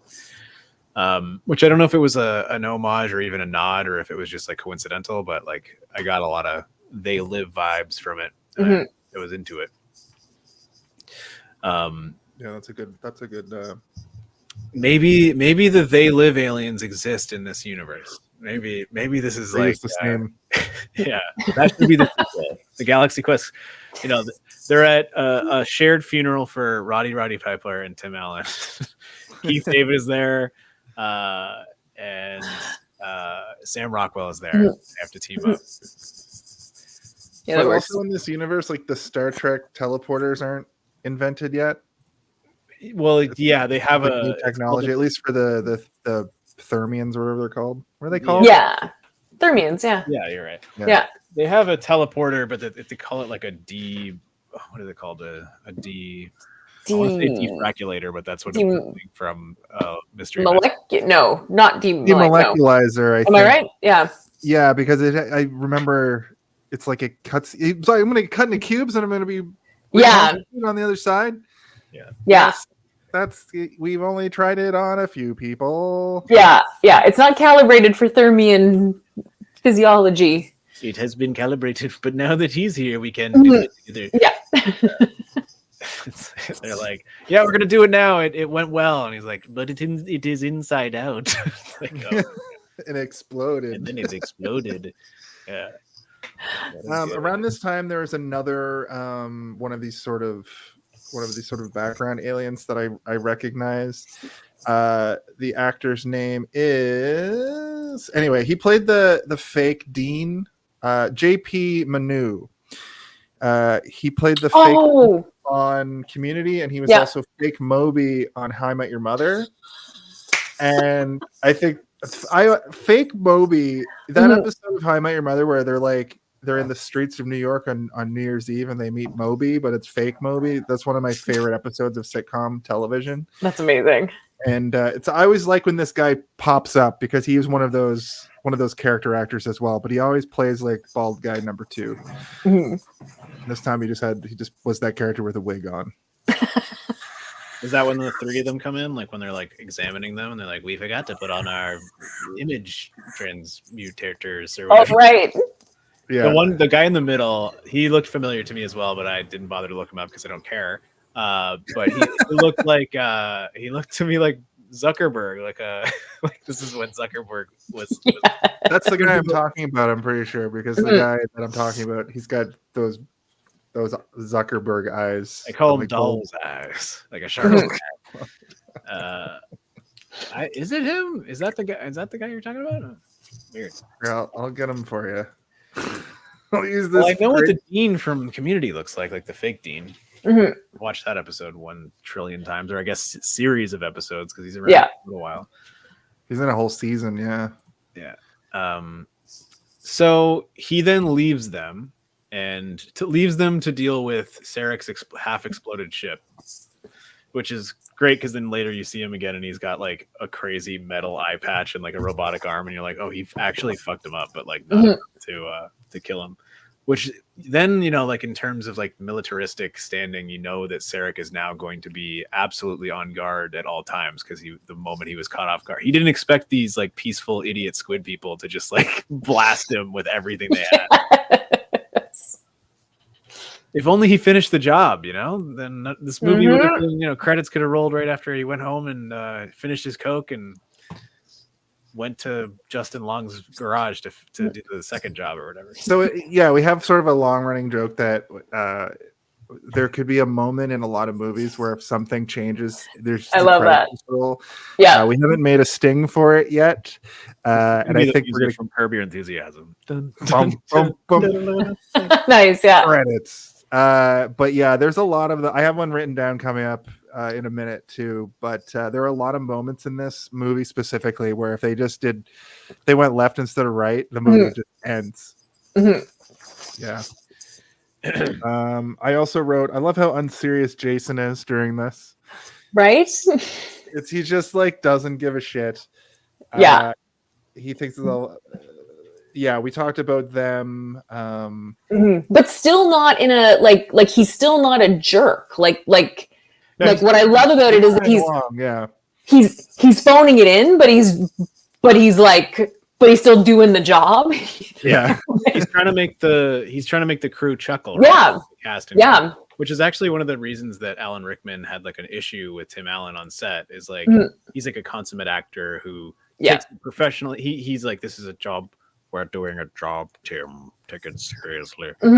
Like Tim Allen's just being like, and like trying to make people laugh or whatever. Yeah. Eventually, apparently, like by the end of the movie, they grew together and like they appreciated each other's workflow and like how their process and everything. So it's not like Jim Carrey and Tommy Lee Jones on Batman Forever, where Tommy Lee Jones just seems like he's probably like a humorless prick at the end of the day. Yeah. But Alan Rickman apparently is like a very funny and a guy who appreciates comedy, and it's the reason he was so drawn to this script. Yeah. Like it's one of the funniust scripts I've read in years, and I love it. Yeah. But he also didn't like suffer fools lightly, and he would tell you if he, thought you were an idiot. But he also, from working on Dogma with Smith, became like good friends with both Kevin Smith and Jason Mewes. Oh, right. He like loved Jason Mewes for some reason. Yeah. So Kevin Smith tells everybody loves Jason Mewes for some reason. Funny. By all accounts, in the history of anybody talking about this guy, he seems like one of those people that like would be insufferable to be around. Yeah. But for whatever reason, he's got that it factor. He's got that charisma, extra points in charisma that it goes the other way. You just love him because he's so ridiculous. Well, and Kevin Smith always. Sorry, what were you saying? Well, I was saying Kevin Smith always tells the story about like how he would be on set for Dogma and he would look over and he would see Alan Rickman, like one of the most prestigious actors on earth, sitting with Jason Mewes, and they're just like talking and having like a real conversation. And Kevin Smith would be like, "What the fuck could these guys possibly be talking about right now?" And then he would go up to Alan Rickman and be like, "So, what were you guys talking about?" And Alan Rickman would be like, "Here's a true American original." and so Kevin Smith started calling Jason Mewes a true American original like forever after that because of Alan Rickman. It's like such a funny thing, a To put that in perspective, Kevin Smith always tells the story about the first time he met Jason Mewes was at that comic book shop from Comic Book Men. And Jason Mewes came in, he was like a teenager, and he came in and just started sucking inanimate objects off, like just walking around sucking things off. And Kevin Smith was like, I gotta know that guy. Yeah. So I feel like Alan Rickman saw that in him as well. And that's what I mean by you would think that Jason Mewes would be like this, just the worst person to be around. Yeah. He's got something that just makes him amazing to be around, because he seems That's awesome. genuine and wholesome, and just wanted to be an actor and just wanted to, like, you know, pal around with his buddy Kev, but he had like horrible drug problems. Yeah. He would end up getting over, but Yeah. there was a time when Kevin Smith wanted nothing more than to put his pal Jay Mewes in things, but he would just mess up over and over because of heroin, right? Yeah. So it's good to see him on the straight and narrow now. Damn straight. He's kind of a Steve-O in that respect, you know? Yes. Steve-O Shout out to Steve-O. Shout out to Steve-O for getting it together. Yeah. Hey guys, my Steve-O impression. Oh my God.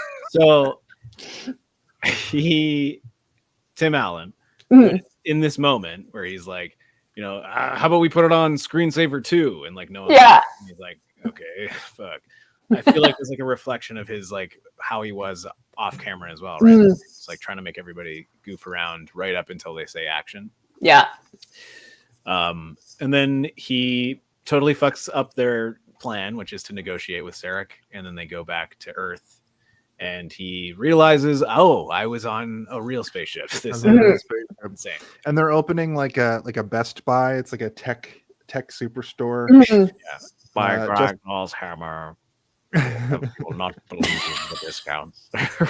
He's like, or the savings. You will not believe the savings. Yeah. And Justin Long shows up. He gives him the shaft again. That's that question I had for you guys that I didn't really get what was happening there. The old switcheroo where they bump into each other, and one guy picks up the wrong briefcase, the other guy picks up the wrong briefcase, and they go their separate ways. But in this case, it's transmitter radio things. I can't remember. They're like tricorders from Star Trek, kind of like the old, like, communicators. Yeah. The thing I had a hard time wrapping my head around for most of the movie, for some reason, I don't know why, it was that the aliens, the Thermans, like, made everything off the show. It didn't really click in my head for a little while. So when they got the communicators mixed up, I was like, how would they be the same? And it was right around that time that I was like, oh, right, because when he walks into the ship, he's like, wow, this is a really good replica. Yeah. So it started to really click for me that the ancient texts, they went further than just watching the old episodes and thinking it was like real. Yeah. They don't really explain that until like the next big scene after. Which is trying cool. to, I like it. Yeah, him trying to, like, convince his crew that he just went to space. Yeah. And then they think he's just hammered or whatever. They're like, he's drunk. He's clearly talking about drunk. Yeah. Hashtag revive Radio Shack. You know, bring back Radio Shacks. I mean, the source is kind of that, but, you know, going to the back of a Radio The source Shack, is done too. Oh yeah, the source is done now. It's like Best Buy Mobile or Best Buy Small Store, whatever it's called now. Those are probably going away too. Yeah. Sorry. Tangent. This is our tech corner hour. Yeah. I used to like going to Radio Shack and going to the back of the yes. store and just looking at little wires, little wires. Mhm. Like, I don't know what this is for, but it's cool. Yep. I liked looking at the remote control cars. Yeah. So they brush him off because they think that he brushed them off for this opening of a Best Buy or whatever the hell it was. And they kind of give him the cold shoulder, go into the shuttle van. It looks like they all travel together. I don't know. Yeah. Maybe they're going to something else after this. And then the voice of reason, Tony Shalhoub, is like, you know, maybe we should have just taken the gig. And, you know, it's the first, when's the next time he's going to ask us? And they're like, he was drunk. You think he was talking about a job. And then they all have this look of realization, like, oh, fuck, he was talking about a job. Yeah, like a job, man. Yeah. Solidifies again my theory that these people, like, they live off of these opportunities. Yeah. These small jobs of going to a Best Buy opening, or the conventions are probably their bread and butter for the majority of a couple of months at least out of the year. Like now, Yeah. I'll pay my rent and buy groceries. So they run after him into like a weird where it looks like they're inside the Best Buy, like the back of the Best Buy. And for some reason, Sam Rockwell is there, but I guess he was probably there to introduce them at the beginning of the opening of the Best Buy.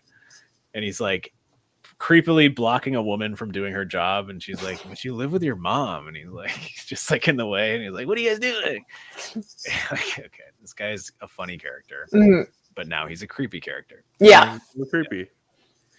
I also like, I know Sam Rockwell is not a very tall person, but it seems like in this movie, they're going out of their way to make him look short, like in every shot. Like he's supposed to look like he's at least like every time he's next to Sigourney Weaver, he's like a full foot shorter than her. You know, Yeah. It's like his hair is coming to her eye line. She's also like tall though, isn't she? Oh yeah. But I'm saying that the movie is going out of its way to make him look short. Yeah, they weren't throwing apple boxes at him. They were, yeah. They might have been giving her an apple box. Yeah. To make it even more dramatic. Mm-hmm. Which is funny because his character is, I think, supposed to be like that something to prove at all points, but then when push comes to shove, he's a coward who finds his courage. I think that like I read somewhere that sort of Sigourney Weaver compared this movie to Wizard of Oz in the sense that all these characters are lost and don't feel like they have any purpose, and throughout the movie, every single one of them finds their purpose. They get their thing. Yeah. They get their brains, they get their courage, they get their Tim Allen gets a sense of purpose. They all do.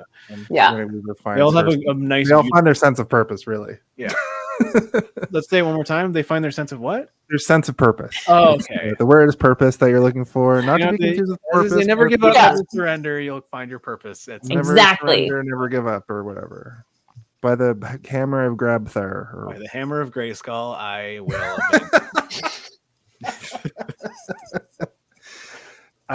They do leave Tony Shalhoub behind, so they go into that little warehouse place. They all get gooed. They all get sent to the planet.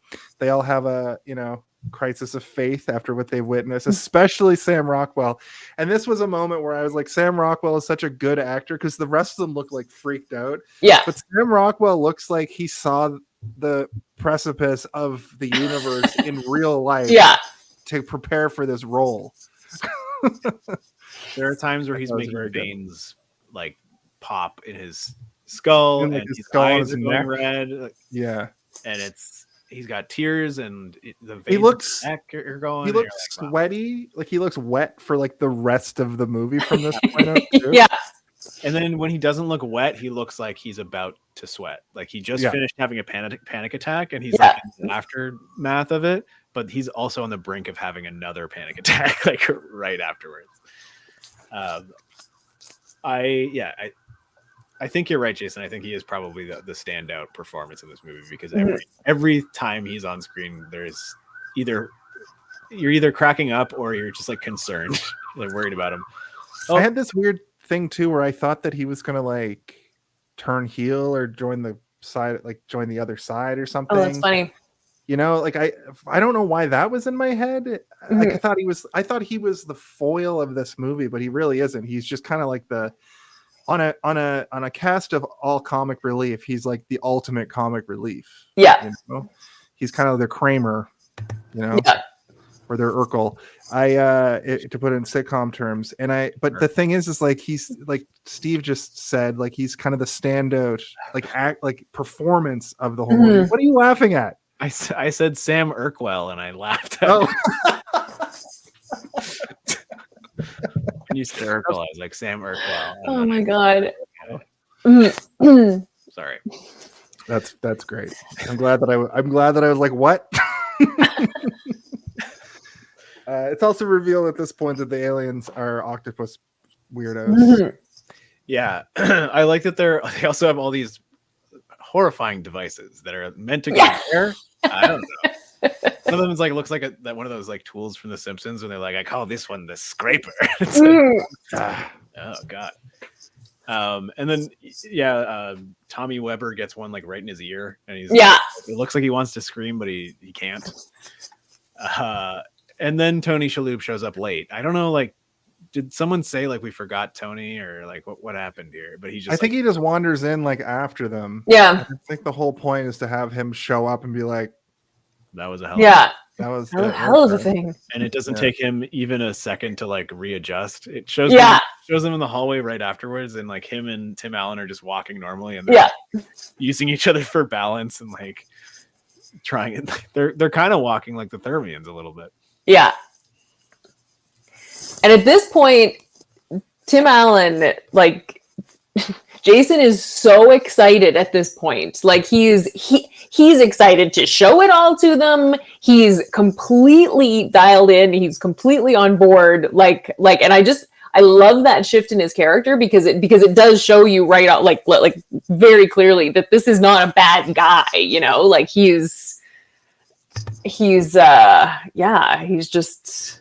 He's a deflated man who didn't have anything to prop himself up with. Yeah. Because like, you know, him showing up late to that first introduction of his character is almost like it probably took him an hour to 2 hours to like work himself up into the persona of putting on a mask to be able to present himself at the convention. And like, I have to go there and I have to like be charismatic and talk to all these people about their most passionate hyper focus, and I have to be just as passionate back towards them. Yeah, it probably takes a lot of energy for him to do that. And you know, when he leaves and buries himself in a bottle of whiskey or whatever, that's just like the aftermath of being like, I am not as passionate about this as I used to be, and this is giving him his passion back. A real adventure, a real quest. Yeah, with me, find his sense of purpose.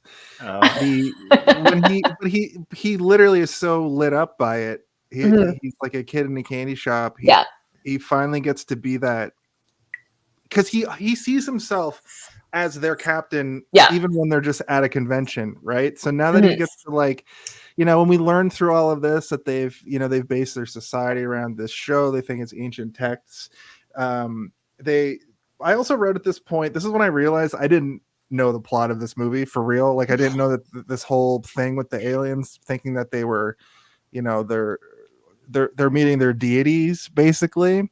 I didn't know any of that. So it's sort of like they're also fans at the convention, but there are real stakes involved. Yeah, of course. Yeah, that's why the movie is so, even just like on paper, comical. Like just the premise in general is so funny and like so smart, and like it almost feels like an obvious idea, but like it clearly wasn't, because you know they hadn't really done something like this before nor after. And I mean, like, you know, that movie Paul, it was kind of felt like they were trying to do something like this, but it didn't work nearly as well. I don't hate Paul as much as most people do, but like, it's not Galaxy Quest, that's for sure. But it, you know, it has the same. That's an Edgar Wright movie, right? Yeah. But it is, but it's not. It's not. It's got Nick Frost and Simon Pegg. But that doesn't mean that it's an Edgar Wright movie. Yeah, it's not an Edgar Wright movie. Yeah, it wants to be. Yeah, I'm sure that he was involved in some capacity. He was probably attached to direct at some point. But what I mean to say is that that movie has that sort of same, like, the premise is there and the premise is really funny, but in this movie they execute the premise and everything it's trying to do, in my opinion, it succeeds with. Like there's nothing really that they're trying to do in this movie that fails miserably or even is weak. There are a few weak performances here and there, but nothing in terms of like the structural setting of the movie. Everything works for me. I mean, we'll get to those weaknesses when I think that they're valid to talk about, because I just don't want to like shit on the movie when I don't need to. But this is the moment where we also get to see the understanding, or the lack thereof, for the Thermians, where they start to be like, oh yes, the historical documents, and you're like, okay, so now we're gonna learn that these guys don't understand that these are, they think they're watching the History Channel basically, or they're watching dramatic recreations of historical events. And also, Jason thinks that like he's on the right. Well, he is on the right side of history, but he thinks that he's in control of the surrender. Because they're like, oh, we're here to negotiate a surrender. Obviously, these idiots are going to surrender to us. Yeah. But the reality is that they're supposed to be surrendering to Cirrus, and is that his name? Sarek. The green alien, Sarek, and it was really a moment where I also wrote down in my notes that was like, he's so stoked to just be on a spaceship that he doesn't realize the gravity of the situation. Yeah. It just kind of goes, everything kind of goes wrong for the next 40 minutes. Yeah, he thinks that because on the show he's successful in every episode, he's probably going to be successful. But he probably even thinks that, like, okay, if these guys have seen the historical documents, then these guys maybe have also seen the historical documents. Totally. And they're going to be scared of us because we're scared of me. I'm a force to be like reckoned with. essentially famous war heroes. That's not really covered in the movie, but like, you know, that could be considered, I don't know, I might call it a maybe he thinks that they're going to surrender because he is Captain what's his character's name again? Jason Nesbitt. Nesbitt. That's the character's name. What's the captain's name? Captain. Oh, What's shit. his name? It's also Nesmith. No. Captain Starlight. Yeah, let's go with that. No, I can't remember. I don't remember anyone's name except for Guy because it's funny. She's Madison. Madison? Yeah, Lieutenant Madison. Peter Quincy Taggart. Right. Captain Taggart. Yeah. Right. Rolls right off the tongue. Yeah. Like Captain Kirk. Taggart. So they have their second encounter with this is when they take off from the space station first, right? Before and it's a very charming sequence where they go to the deck of the ship and they have they have the whole crew there, and then what's his character's name? Mathazar is like, Captain, would you allow the rest of the crew to be present for this historical moment? And they're like, yeah, sure. And so like the whole crew comes out, and this is when you get to see his work at like his actual tutelage at work, where I'm like, this man trained this entire room full of people how to do what he does, and he does it better than anybody else. But some of the other guys, the more like forward facing aliens, clearly have also given it their own juice. Like they have their interpretation of it, and I think it works so well because it makes you feel like, oh yeah, they're doing similar things, but they're also different. Like they're different. They're not all doing the impression that he's created. They're trying to give it their own character, which is fun. And then we have is his name Malenko? The guy, the Tommy Weber, the kid who's like the pilot. Laredo. Yeah. And he there's like a funny moment where he's like, well, I'm glad I don't have to be the captain for this one. And then he's like, all right, take us out. He's like, what? He's like, oh, they built the ship studying your handbook, man. You got to do it. And he's like, okay. Yeah. And apparently this is the moment where the script was greenlit, where they read this moment and they're like, oh yeah, this is going to make this millions. That's such a great little nugget, because I mean, all of those actors, you know, like Brent Spiner, Will Wheaton, everybody that had a console that they sat at had a set of things that they did specifically. I just like that is such a nerdy little, I love that so much. It's also hilarious that like they all those characters you just named also within the context of Star Trek had like years and years and years of Starfleet and real world training before they ever got behind those controls. It's like right away, like an actor being like, oh, and he does it. He gets them out. Yeah. With a little bit. There's that scene later in the movie where he's literally just watching old episodes. So like, good. Doing I love that. Yeah, and he's like, metal to the metal, Captain. And he's like, And then it like scrapes. I just as an aside, 20 years later, 25 years later, actually, this is like the 25th anniversary of this movie, basically. They don't make movies like this in that they don't make ideas with like brand new ideas in the same way that they did in the 90s. They do not. That's the thing I like about this and Mystery Men and even Starship Troopers a couple months ago when we covered it. It just doesn't feel like we get new ideas sometimes. Yeah. But big sci-fi movies are always like Marvel or DC superhero movies nowadays, or like some other franchise that's been beaten to death. Even the new Planet of the Apes movie was like the 4th one in the series, and it just like felt like a reboot and rehash. So it's really, I was watching this movie going, this isn't brand new idea, and it actually it delivers on a brand new idea. It doesn't fall on its face. You could mess this if Harold Ramis directed this movie with what he wanted. The movie might have fallen on its face. Whatever this director did in this team that put this crew together, like they just knew what they were doing, and they knew that this would work, and then it worked. I think that Harold Ramis's version of this movie would have been drastically different. I don't know if it would have been bad, or better. I just think it would have been its own thing. It would have been completely different from this. I read through some of like the original draft stuff for the script. The beginning of this was like Alexander Dane's character was the villain originally in the series, like this recurring villain, like almost like a Khan from Star Trek. And the actor who played that character was like supremely jealous of Tim Allen's character. And he somehow, and he became a successful science fiction writer, like in between the time of the show airing. And so he was famous and wealthy in his own right, but he still hated Jason Nesbitt. So he somehow found a way to like make a connection with an alien race, and like found a way to teleport there and became like an emperor of that. Oh, weird. Okay. And it was like this whole different thing. Yeah. Like it sounds almost like a space opera, or like an epic saga at that point.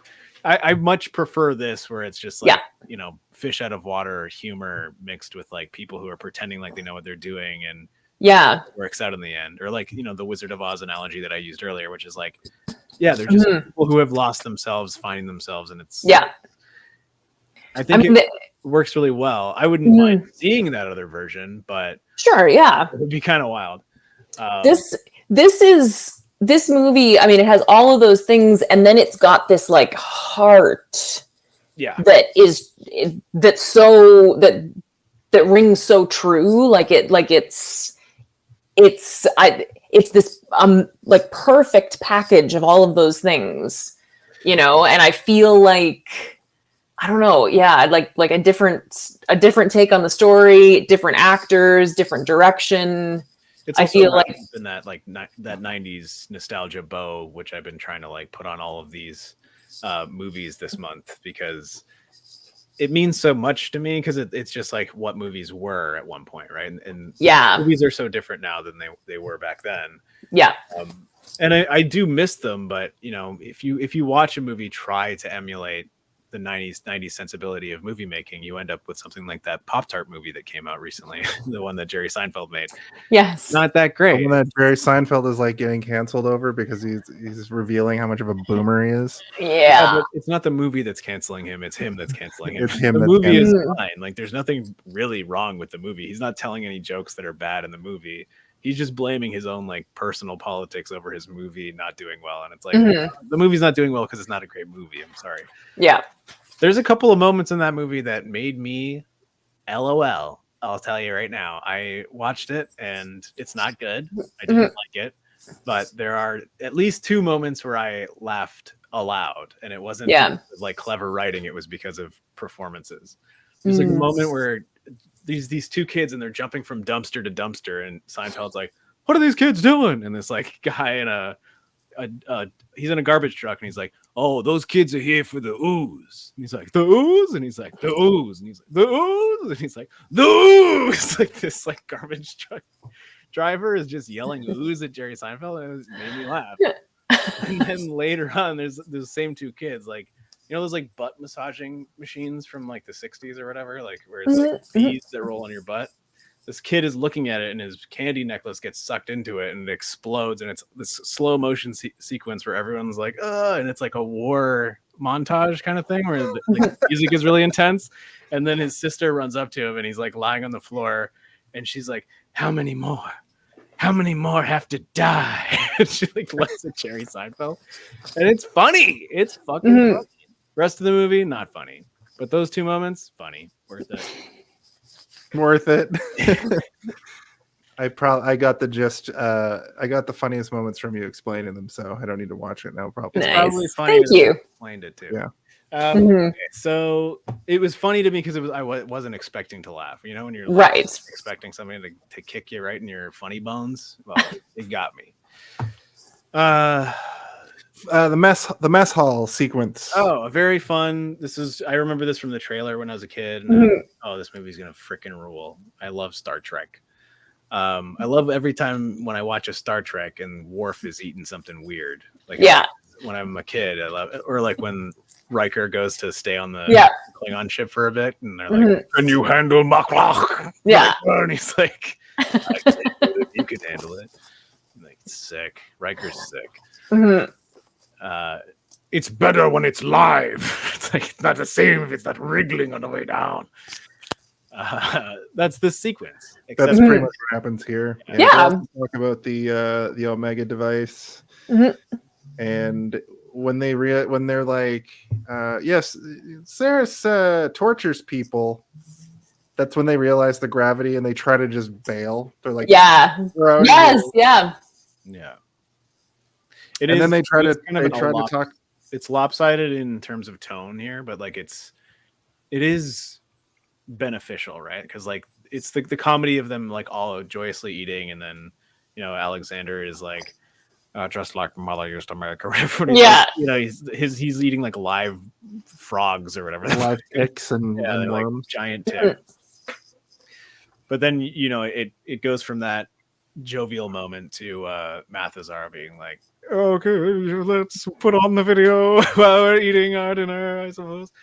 And it's a pretty heavy moment, and like there are a few of these throughout the movie, particularly at the end, which we'll get to when we get there. But like there's these moments that are like so heavy, and you now are like, oh yeah, this is supposed to be PG-13, and these are the moments that like sag it to the point that like this is the PG-13 line, and if it sags anymore, you're in PG-13 territory. You have to pull it up a little bit. Obviously the Sigourney Weaver saying fuck this is like way down into that sagging point. Yeah, I don't know, man. There's some parts that like kind of freaked me out a little bit, and this is one of them. I remember theater being like, oh shit, I thought this was funny. I thought this was a aha movie, and I'm now scared. Yeah, they go back to Sarek to try to be like, yeah, it was a misunderstanding. I didn't know that I was on a spaceship. And Sarek is like, haha, I have you right where I want you, basically. Yeah. And he tries to nuke the shit out of him again. And then they're talking about him while he's on the screen. Like he's on mute. And Tawny or Gwen, whatever you want to call her, she's like, because Tim Allen goes like this, like to mute the thing. And she's like, I thought you meant kill him. I didn't know that meant mute. He's like, obviously this means mute.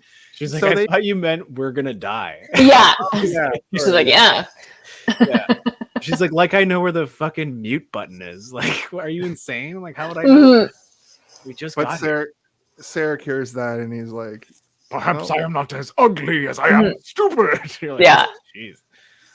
That's a great moment of him thinking like, he's like, I'm the captain. Yeah. I'm the captain. Like, this is my crew. Yeah. Like, yeah. Everyone will figure it out. Yeah. And yeah, he also says like he's as ugly as he is stupid, which is like one. Has anyone ever said that in real life, or is that just like Oh yeah. I would probably say something that to people all the time. You're as ugly as you're stupid. You know that? Yeah. They love it. It's something you want to hear. They love it. It is a funny moment, but it's also one of those moments where the audience is like, "Oh, come on, Jason, just listen." He keeps being like, "Not now, Gwen. Not now, Gwen. I'm doing something over here," which is like just shuffling Guy over to a console, sitting him down, and being like, "Press all these buttons until he's dead." And at this point, they get fired on a bunch by Sarek, and they hit the turbo, not really knowing the consequences of that, and they end up in they end up in a minefield, which is sort of a Chekhov's gun thing for later in the movie. Yeah, which comes back, and the ship gets messed up completely. Is it and weird then that we- like I know that Chekhov's gun, the concept is not from Star Trek, but every time I hear it, I think about it. we think Yeah. of Chekhov from Yeah. TOS. Like, why isn't it Chekhov smoking laser Nice. or phaser? I should say. Smoking phaser. Yeah. You guys want to smoke some phaser? Do, do, do, do, do, do, do. But they basically, after they go through that sequence, the ship is all messed up, and the beryllium sphere, which powers the ship, is broken down. This is something that bothered me since I was a kid, where they're going back and forth with the computer, which is a pretty funny joke, which is like Weber's character is the only one that can talk to the computer. Yeah. And she keeps repeating it back to them, and they're like, "You don't need to repeat that part." She's like, "I'm gonna fucking do it, man. It's my I have only one job. thing that I do here, and I'm gonna It's do it. stupid, but I'm gonna do it. I know it's dumb. We all know it's dumb. But Yeah. What else am I supposed to do?" Mhm. But it always bugged me that like they didn't have a backup one on the ship. I was like, Oh, yeah. why the hell don't they have a backup? Well, yeah. Yeah. And they don't explain why. Like, give me like a half a second of dialogue just saying like they were in the back of the ship and the back of the ship blew up. They got sucked out into space. You Don't know, I they would've even been fine with say like, well, obviously you have another one on the ship. Let's just go Yeah. get the backup. that. No, They're like, nope. No. we never needed one before.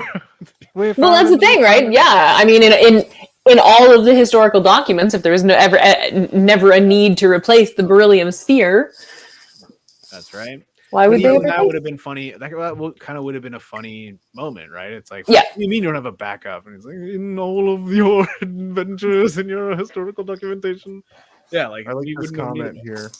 I mean, maybe that was a deleted scene. Who knows? But then we kind of get like, in my opinion, sort of the weakest moment, but also is rife with pretty funny moments. So like it feels good, but it is sort of like a lopsided part of the movie to me. But I still like it. Like I'm just saying, like structurally, it now becomes an episode of Star Trek, right? Like it's instead of it being a movie, it's now just an episode. It's an episodic go down moment to the within a planet? cohesive story. Well, that's what I was gonna say. Them going down to the planet, the movie sort of becomes like you could make a series of like TV shows that all happen within this section of the movie, where they go on a bunch of adventures to like maybe put the ship back together, or they just have to do a bunch of. I mean, I was gonna galaxy save this style. to the end, but like I would absolutely watch this if it was a show. And then as Yeah. I was like, Oh my thinking God, about that in concept, the Orville is kind of. I was just gonna say the Orville is a little bit It this is kind of thing. funnier Star Trek, but even if you watch Orville for long enough, like the comedy is there, but it's more Star Trek-y than it is Family Guy at the end of the day. Yeah. Yeah. There are like many lists of people signing petitions on the internet of like bring back the Orville that have been in existence for a long time, and it's like, that's fair because the Orville kind of cracked the Star Trek code in a way that even new Star Trek hasn't really been able to crack in ways. Outside, I think like Lower Decks, the cartoon show, like that show feels more like TNG It's so good. than any of the new Star Trek shows. It's so good. Apparently, Seth MacFarlane is writing another season. I hope that it gets made because it's fun and I like it, and it feels Star Trek-y, and like they've done enough world building with the different races they've created and stuff that I'm like, oh, this is like real lore. Like this, they're not just making it a joke. It starts as a joke and then they break it down into like real stuff, or maybe it starts as real stuff and they're like, how do we make this jokey? But I don't know, but it works for me. I think that's how he sold it to the network in the first place. I think that's how he can convince Fox to let him do it. Right. Was, oh no, it'll be super funny, don't worry. And then within a short period was like, okay, we got this. Yeah. Now I can make the show I want to make. Yeah. But he's like inserting like, how many dick jokes do I need to insert in this for it to get past the yeah, exactly. Instead of taking F-bombs out, he's like inserting them. Yeah. That's funny. Right before they go to the planet, though, they sort of try to explain that they're actors, but they get point where they're like, okay, so like Gilligan's Island, like how that's not, and they're like, what So do you good. mean? Those poor people. Yeah. Surely you don't think Gilligan's Island, and they all like gasp and like go quiet for a moment. Like,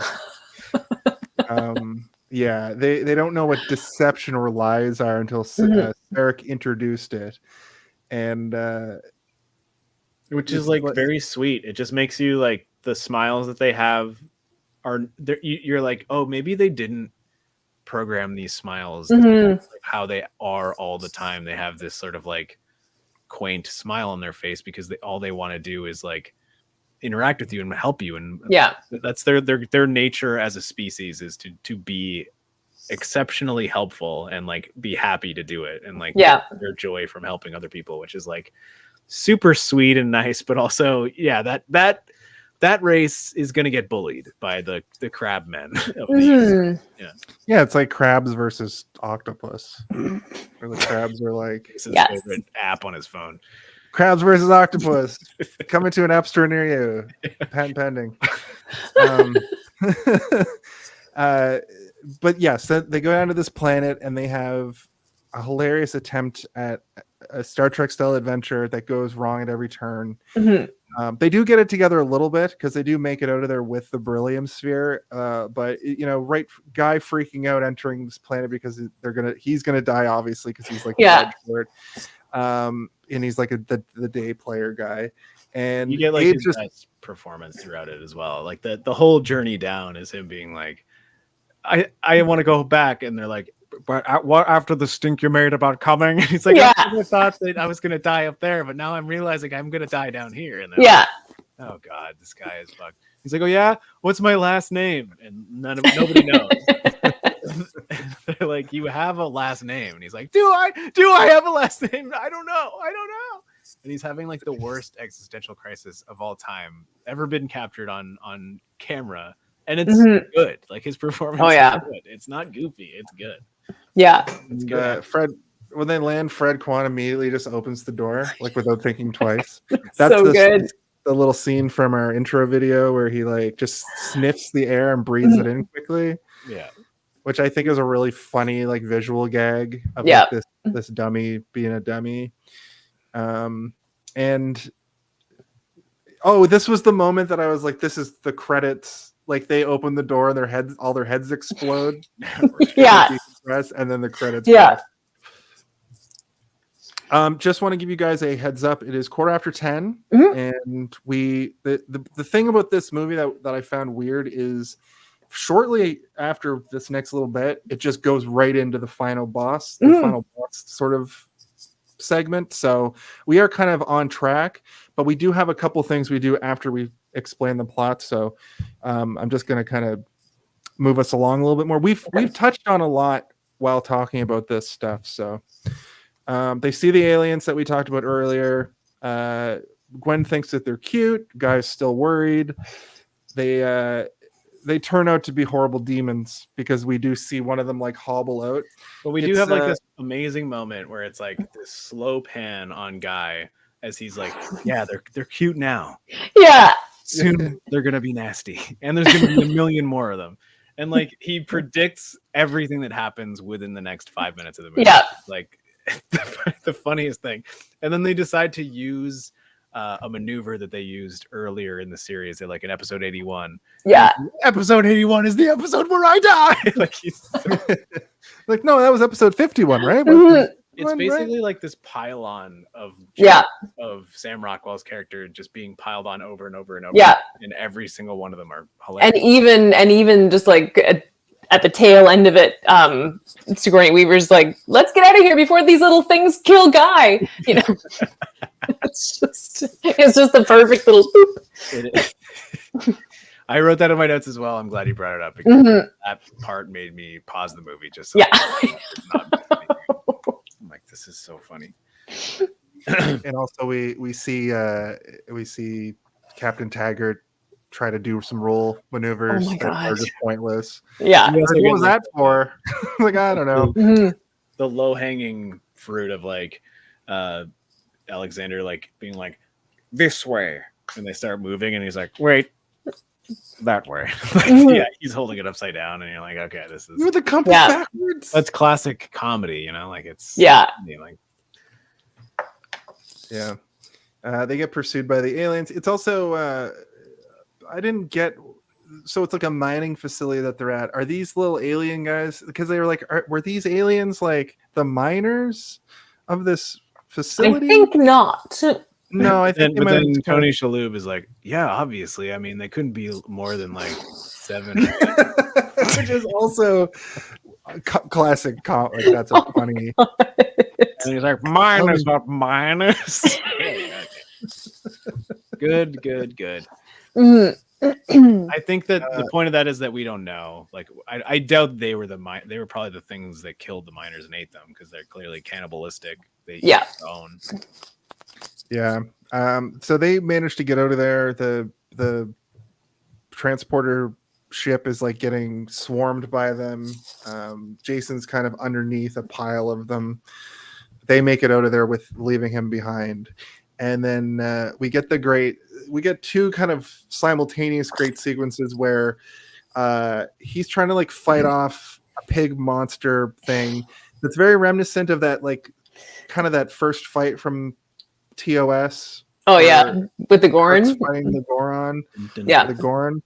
And he's trying to figure out what to do on the planet, and they're trying to figure out how to use the Beam Me Up Scotty device. What's that called? I'm sorry. On Star Trek is a transporter. Okay. Yeah. I thought the little ship was called a transporter too. It's a shuttle. Yeah, it's a shuttle or a transport. Yeah, a transport shuttle. Yeah. Haven't you watched all of Deep Space Nine? 8,000 times? No. Yeah. It's on in my house a lot because my wife is nice. Person, so I see bits. I always call Odo Obo, and I always just say their names wrong, like an old man. And, oh my god! She hates it. Star Trek fans hate it. Yeah, I know, but I love Star Trek, and I do it too because it's funny. Obo and Quack. There's that where I just referred to everybody on Deep Space Nine as Obo. Remember when Obo goes to Obos and like Obo and the Obos to get into a fight with each other? Mm-hmm. There's that Klingon, the woman Klingon from Voyager, and I walked into the room and said, "Oh, their Star Trek is woke now." She didn't like that either. That Klingon has visible tits. I don't like this. I don't like it. Yeah. So anyway, they're trying to like beam him up. They beam up the pig by accident. It's inside out and explodes, which I thought was a really funny little gag. Yeah. So they shout out to the motion picture too, Star Trek's motion picture, because there's this like in the first 10 minutes of the movie, there's this horrific scene where they have a transporter accident. Yeah. Oh. And there's like screaming and there's like and they're talking to somebody like in the other place where they sent the people and we didn't get them all. Like, yeah, that was like Star Trek being like, this ain't a TV show, no. Yeah. This is a movie. Yeah. A horrifying death. Mm-hmm. And it was pretty fucked up. That first oh my god, yeah. Overall, that movie is kind of wild. Like everything. Yeah. Like they look like they're wearing like disco pajamas for their uniforms. Disco pajamas without any undies, thank you very much. Crazy. Oh no. Yeah. Get yourself a dance belt, gentlemen. That's true. The outline of Captain Kirk's and wiener. that moment where they're going, they're having like where they're going through space, and it's like a weird. Everything's like they go through a wormhole. Yeah, and it's like everything is so weird, and I'm like, I think I've had a nightmare like this. Photon torpedoes. Yeah, everyone's talking slightly too. It's insane. It's just frightening. Yes. The first one is an acid trip. Yes. You need to watch a very long acid trip. Yeah. Mm-hmm. Yeah, is it like 2.5 hours, I assume? It's really and then long. they meet God at the end. And like, what is God name of the starship? That's Starship 5. Oh, sorry, wait. I mixed it up. Which one has the whales? That's number 4. And that one's good. I like that one. 4 is awesome. Yeah. They go to San Francisco and like, they go to Space Earth, right? Spock is like yeah. Because again, Spock pretends to be Asian for some reason. Oh my god. Yeah. I'm Asian. Yeah. Mm-hmm. It's highly logical that I'm Asian. Absolutely. How did you use those outdated words, Captain? Well, they won't listen to you unless you call them a motherfucker, Spock. I see, Captain. That is logical. Oh my god. The thing that I liked about the rock monster appears. Mhm. It looks exactly like a rock monster golem from the Zelda games, like the newer Okay, yeah. Zelda games. It even comes out of the rocks, like in Breath of the Wild or in like. So clearly, they stole it from this movie. Nope, didn't say it. Didn't want to even go there with that because Stole it. Steve thinks that I think that everything is stolen retroactively for somehow. Yeah. But that's what it reminded me of. I thought that we were talking about it a little bit at the top of the show, but I thought that the animation for this was fine for the time. It wasn't amazing, but it also, there's a scene when they warp it onto the ship and it's going through the hallway, smashing the hallway up, and it looked disproportionately good to the special effect of the golem itself and how good the destruction of the hallway was. So it served its purpose. It was good for the time. They were sure figuring it out. George Lucas was hoarding all the technology until episode. Yes, he was. Like, all right, I'll give it out. He had people like inventing it at that point. You know? This was also made at ILM. All the special. Yeah, it's oh, it was. right? But yeah, this would have been like they would have been figuring this out. Wow, that's cool. Episode 1 stuff, but I guarantee. Oh, they were busy. Yeah, one had a top priority, and then yes, Quest. They like, yeah, well, the rock monster will come later. Yeah, we'll recycle some of the rock parts from the pod racer scene. Yeah, exactly. We're gonna figure out Jar Jar Binks. You know how they like reanimated Sonic for the Sonic the Hedgehog movie? Like they had a Nightmare Sonic, and then they made a new Sonic. I want to see Nightmare Jar Jar Binks. I saw actually a maquette, a little maquette of him, and his eyes were more like, like stocky, and it was. And even just that was like. If you watch the Clone Wars cartoon show, he looks more like the animatronic than he does the actual character from the movie. And I do a Star Wars channel, and I just had to do my first one where I played Jar Jar, and it's all Darth Jar Jar stuff. So I'm playing an amazing version of Jar Jar. We cleaned it up a little bit so it's not problematic. But we named the character instead of Jar Jar Binks, we call him Jojo Siwa. Amazing. Works very well. Yeah. Oh my god. Come here, bitch. That's gonna be a dated reference in like 4 seconds. Yeah, also not a lot of that is true. Some of it is true, but not all of it. But I'm not gonna tell you which part. Exactly. When they get back, I would have never left around. When they get back, they also find out that like, well, you have friends and family back home. It's gonna be fine. And they're like, actually, our home world was destroyed. Yeah. We are the only ones left. Sorry.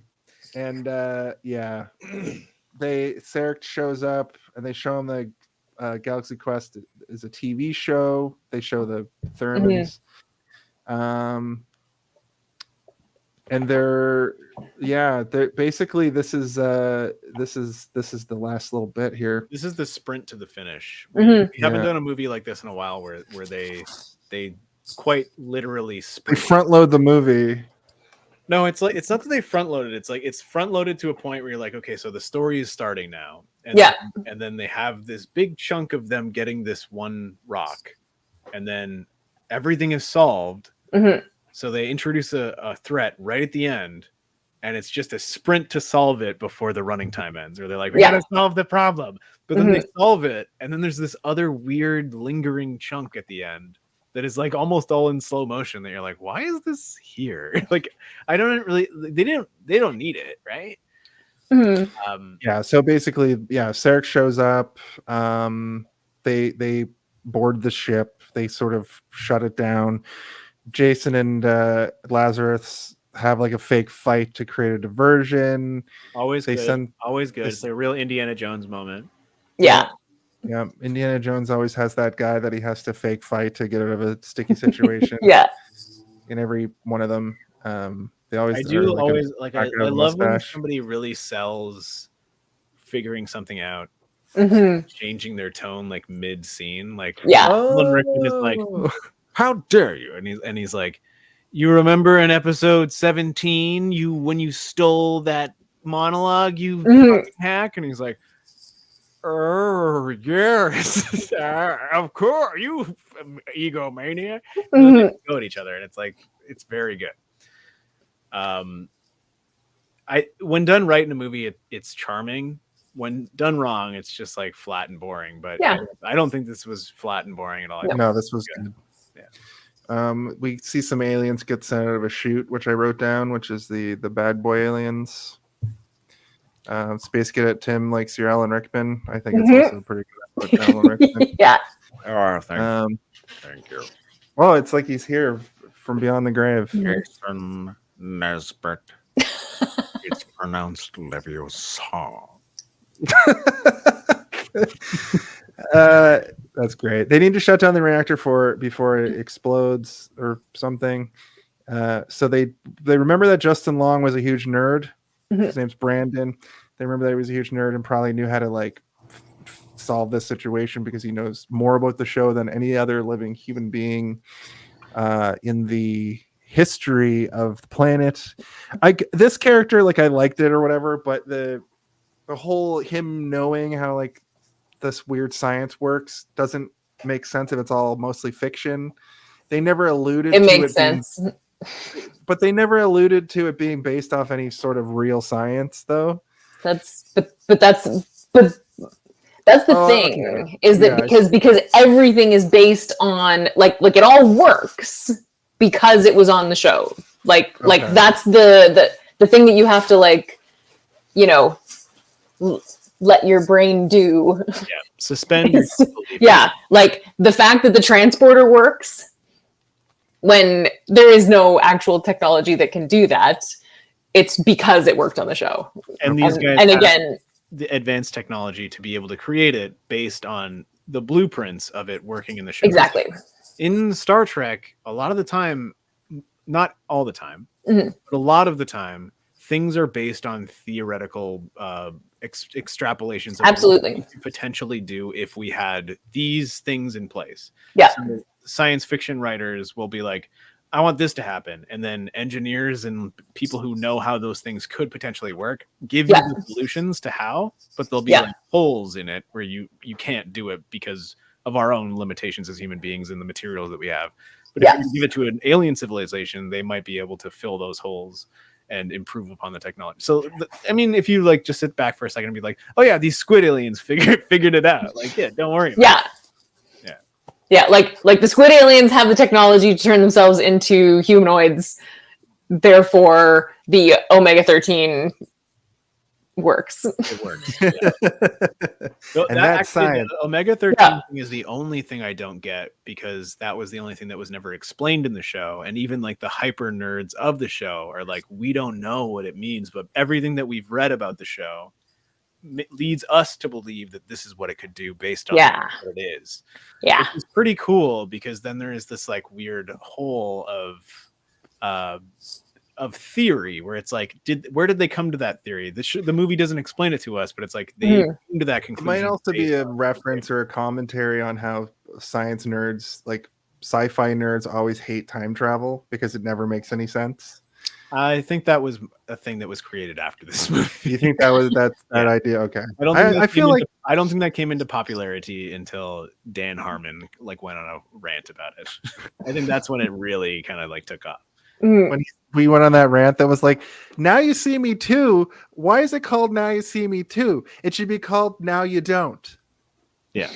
It was that same episode, and then he just talked about why do people love time travel? It's dumb. I also think time travel is dumb for the most part, but I love it. I don't hate it when it's done right. And I think that it can be done right. I just think that absolutely most of the time when people use time travel, it's dumb. A lot of the time. Have you seen 12 Monkeys? Have you watched the show? I haven't watched the show. show. I've seen the movie. It is time travel done in the best, most complicated, twisty way that like pays off so well. That's good. Oh god, it's so good. I forgot that show existed, and I watched the movie during COVID. Like I had never seen it, and I really like the movie. It's really weird. Yeah, But I think that a show version of that, it's probably grittier than even the movie Yeah. is, because it's what network is it on? Like It was on Sci-Fi. okay, so Yeah. okay, so it's I just probably a have little like a weird cheese, but- diabolical idea that would be like I would show Jason a time travel movie he's never seen before, and I would take "Karma's a bitch, I should have known better," and I would edit the movie so it's in there somewhere, like just weirdly in the background, so that you'd be like, "Wait, what? Did you hear that?" You're like, "No, I didn't hear anything." I'm not that brain rotted. I know, but maybe I could do it. I could maybe do it to someone. Maybe not Jason. Now that I've told him that I was, I'm pretty brain rotted though. I'm not that meme where it's like I'm going to eat bros eating dinner. Not that meme. Anyway, they get the other nerds involved to help save the day. Did you notice the like perfect video chat that the somehow had? Yeah, I was like, these guys got great internet for 1999. Yeah. We can't even really watch out on a you weekly barely basis stream for our video on 2024 podcast. Yeah, it looked like this Yeah. in 1999 somehow. Also, I found it highly unbelievable that only one of them they all had different deck files. Like you have to, like when you transfer a file to someone, True. it like doesn't stay on your computer. It like leaves. Like I gave him the files. He has the files. It's like a library book on the internet. Which was a thing, like wasn't a real thing then, but in movies and TV shows they treated files like there was one copy of the file. Yeah. I took it off his computer with this disc. It's like a book that you can fit in your pocket. Exactly. Yeah. No, you copied and pasted it, and it's We did, everywhere. remember when we did the net that Yeah. that movie? I was like, oh, good, Oh my God, the net. I'm gonna order a pizza on my computer. You know, I go, fuck. You're like, no way, that's science fiction, buddy. I could never order a pizza through a computer. Oh my Now God. I'm like, I'm hungry.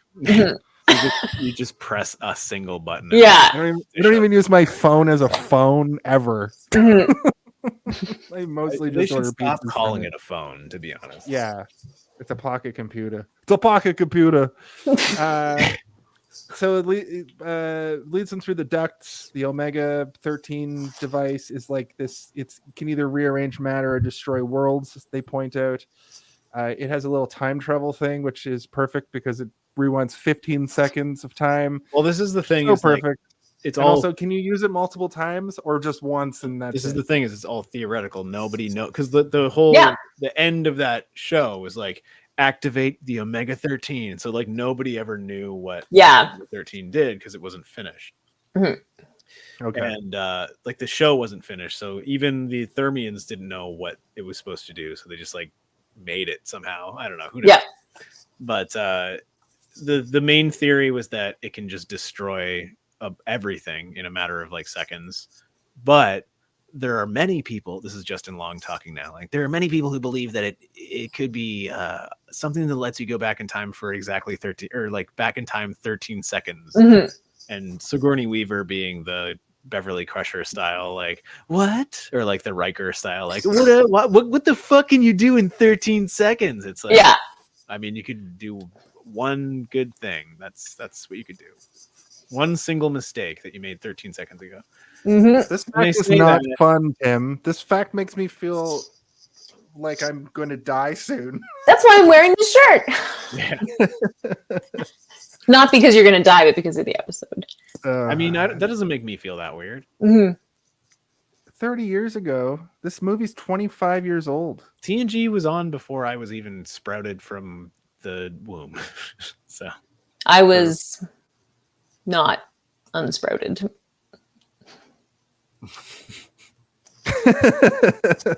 Our android heart.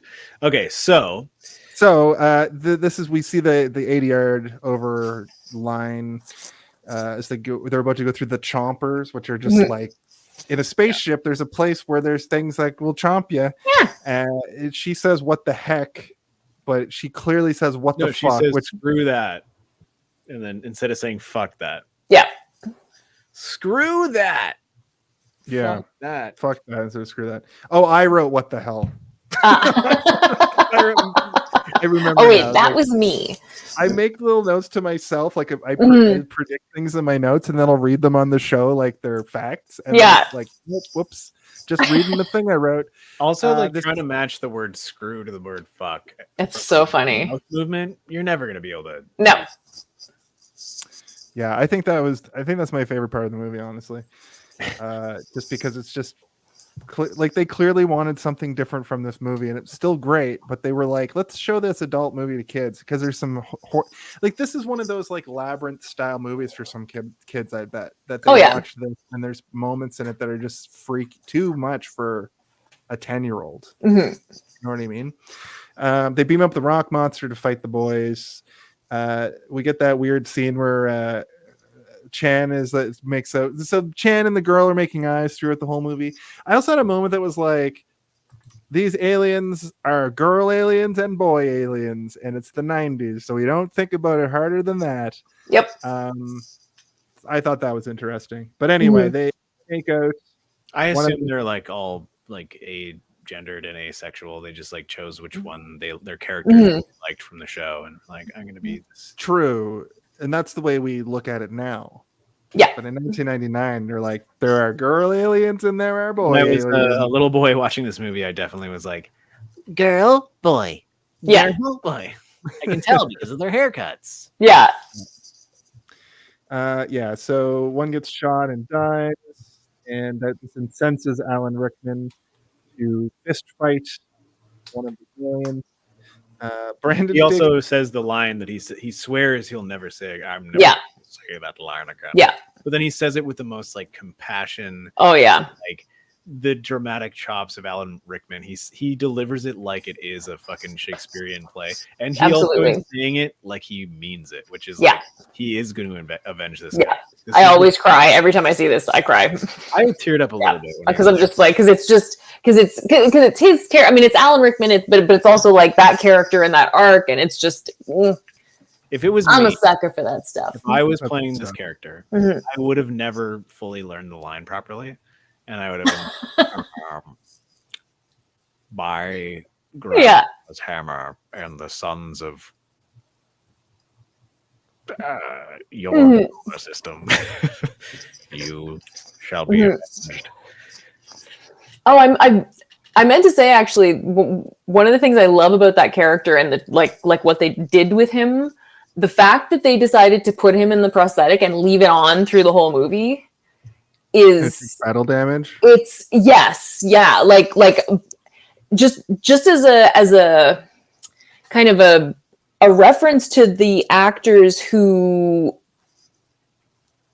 basically are unrecognizable without like a Gary Oldman or like somebody who loses themselves into it.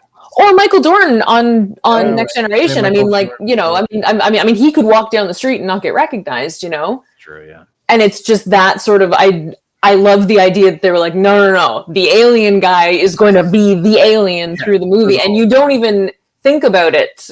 Until his hair is through, like. Yeah. I thought about that as a kid, and I think about it now where I'm like, does he not take it off? Because like they're clearly there for a few days, right? So he goes to sleep in this thing, like one of them breaks their arm and then goes through enough time to heal. Like, unless that's like a magical healing device that heals your arm in a couple hours, they got to have been there for like a few days, right?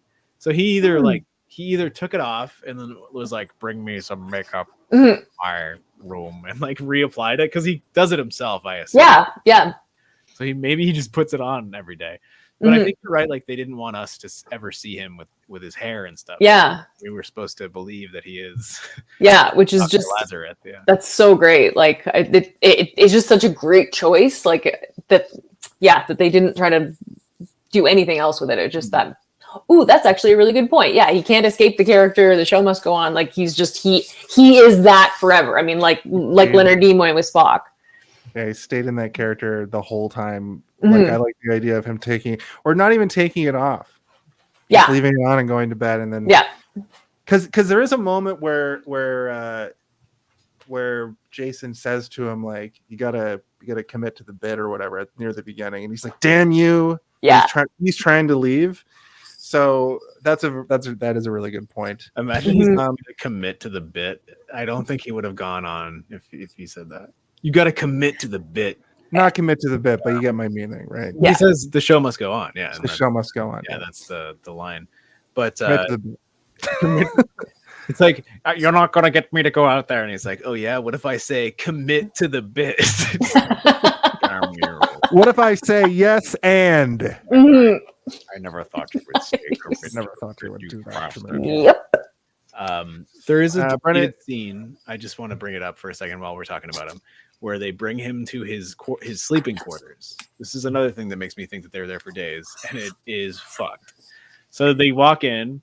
They even finished like a bunch of the special effects, and like the guy walks in. He's like, "Here are your sleeping quarters, Dr. Lazarus," and he like, bloop, and like all these spikes out of the ground, like a bed of spikes, and he's like, and then like it shows the toilet, and the toilet looks like the toilet will fight you for your shit. Like amazing. It's gonna take it from you aggressively. That's awesome. Oh god. But it's a very short, like, you know, you have to sleep. Oh, because there's his character. Yeah, I guess his race sleeps on a giant bed of spikes, and they take a dump in a toilet that looks like you have to battle the toilet before you fight it. He's like he lives in an H.R. Geiger painting, basically. A little bit. Yeah. The thing that I thought was funny about this segment too is Brennan. His mom is like, take out the trash. His mom, played by Susan from Seinfeld. Yes. Notice that. He's taking out the trash. It causes them to almost die because the countdown gets right to 1. And it's like, that's what always happens on the show. So there's like things in this universe that are just happening on their own that are exactly like the show. And I like that. And I love that still to this day. And like, you know, having seen the movie a bunch of times throughout my life, I remember that very clearly from there's a few moments that I remember more clearly than any from my first viewing of this movie. And that was one where the concept of like a buzzer going down to 1 second and then them being like, it always went down to 1 second in the show is like, it's so clever. It's so clever and silly and smart. And I don't think I've seen it before this movie. If that was a gag beforehand, please let us know. Yeah. But like, this is the first time that I saw it where it was like them freaking out because the timer doesn't stop and then it stops at 1. Clever and funny. When they get back to the bridge, though, it is exactly like the show, and complete with Tawny having like being almost fully bare-chested because this zipper is just going down throughout the whole movie, throughout the whole movie, which I thought was a funny little touch. She's got battle damage. I think Alan Rickman's head prosthetic has battle damage. They've been through it. They've got cuts and scars all over. You noticed the zipper damage more than the head damage of Alan Rickman. I didn't. I'm just saying it was a funny gag because the whole point of her character. I didn't even notice it until you just brought it up. My whole life I didn't notice it. I'm noticing Alan Rickman's blonde hair sticking out of his wig and being like, "This is so good." Oh no! I mean, she's got a piece ripped out up here too, but mostly it's the like. Is it just the breasts? I watched it. No, because she's got it's like an underwear, like it's a push-up bra, but it's one of the ones with the really thin piece in the middle, so it's like there's not much there. Well, now I have to rewatch this with. She's zipped up all the way when they first get on the ship. Yeah, slowly goes down and down. Slowly throughout the movie, going down and down until it's at the play button by the end, and that's like her. She's just the eye candy like woman character in the 80s, right? So but you're right. It's a good point that you made that she's aware of it and she leans into it because that's her bread and butter. Idea for a lot of it was like the character is a bimbo, but the character she plays is a bimbo, but the character that she's playing the character is aware of it. Where I know what's going on here. Yeah, it's great, and it's kind of like what Sigourney Weaver is like in real life because those stories about Alien, where she was just like constantly had her no pants on and refused to trim down there, and they spent man hours like editing it out. It's amazing. She's like, this amazing. Is what it would be like in space, man. I wouldn't be trimming, and also I wouldn't be wearing pants. Yeah. I was frozen today. This time the pilot is able to get through the minefield. They go back through the minefield to thwart Sarek, who's in pursuit. pretty good way to destroy the final boss. They drag the mine into the engine of Sarek's ship. Also, I've noticed that I didn't spell Sarek correct once, and I spelled variation of Saris 7 different ways throughout my notes. Nice. But I spelled Mathazar perfectly, so I don't know. That just kind of pulls us back to when the guy who named the character Sarek was naming it after a movie critic who was like, as long as they spell my name correctly, I'm happy. Yeah. Spelled his name incorrectly the entire time through your review, which is good. Yeah. That guy hates me. Mathazar is still alive. His leg's all messed up. Jason gives him command again. They fly into a black hole to go back to their own, I guess, galaxy.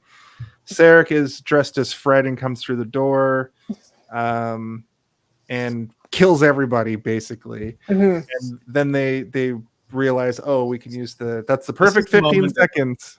This is the moment that, like, actually, because the movie's over, right? We know they've won, and then they do. Yeah, this is like the slasher thing where the hand comes up. Yeah, and then do it one is. Yeah, but it's also there to pay off the device that knows what it does, and which was the premise at the beginning. It's the premise at the end.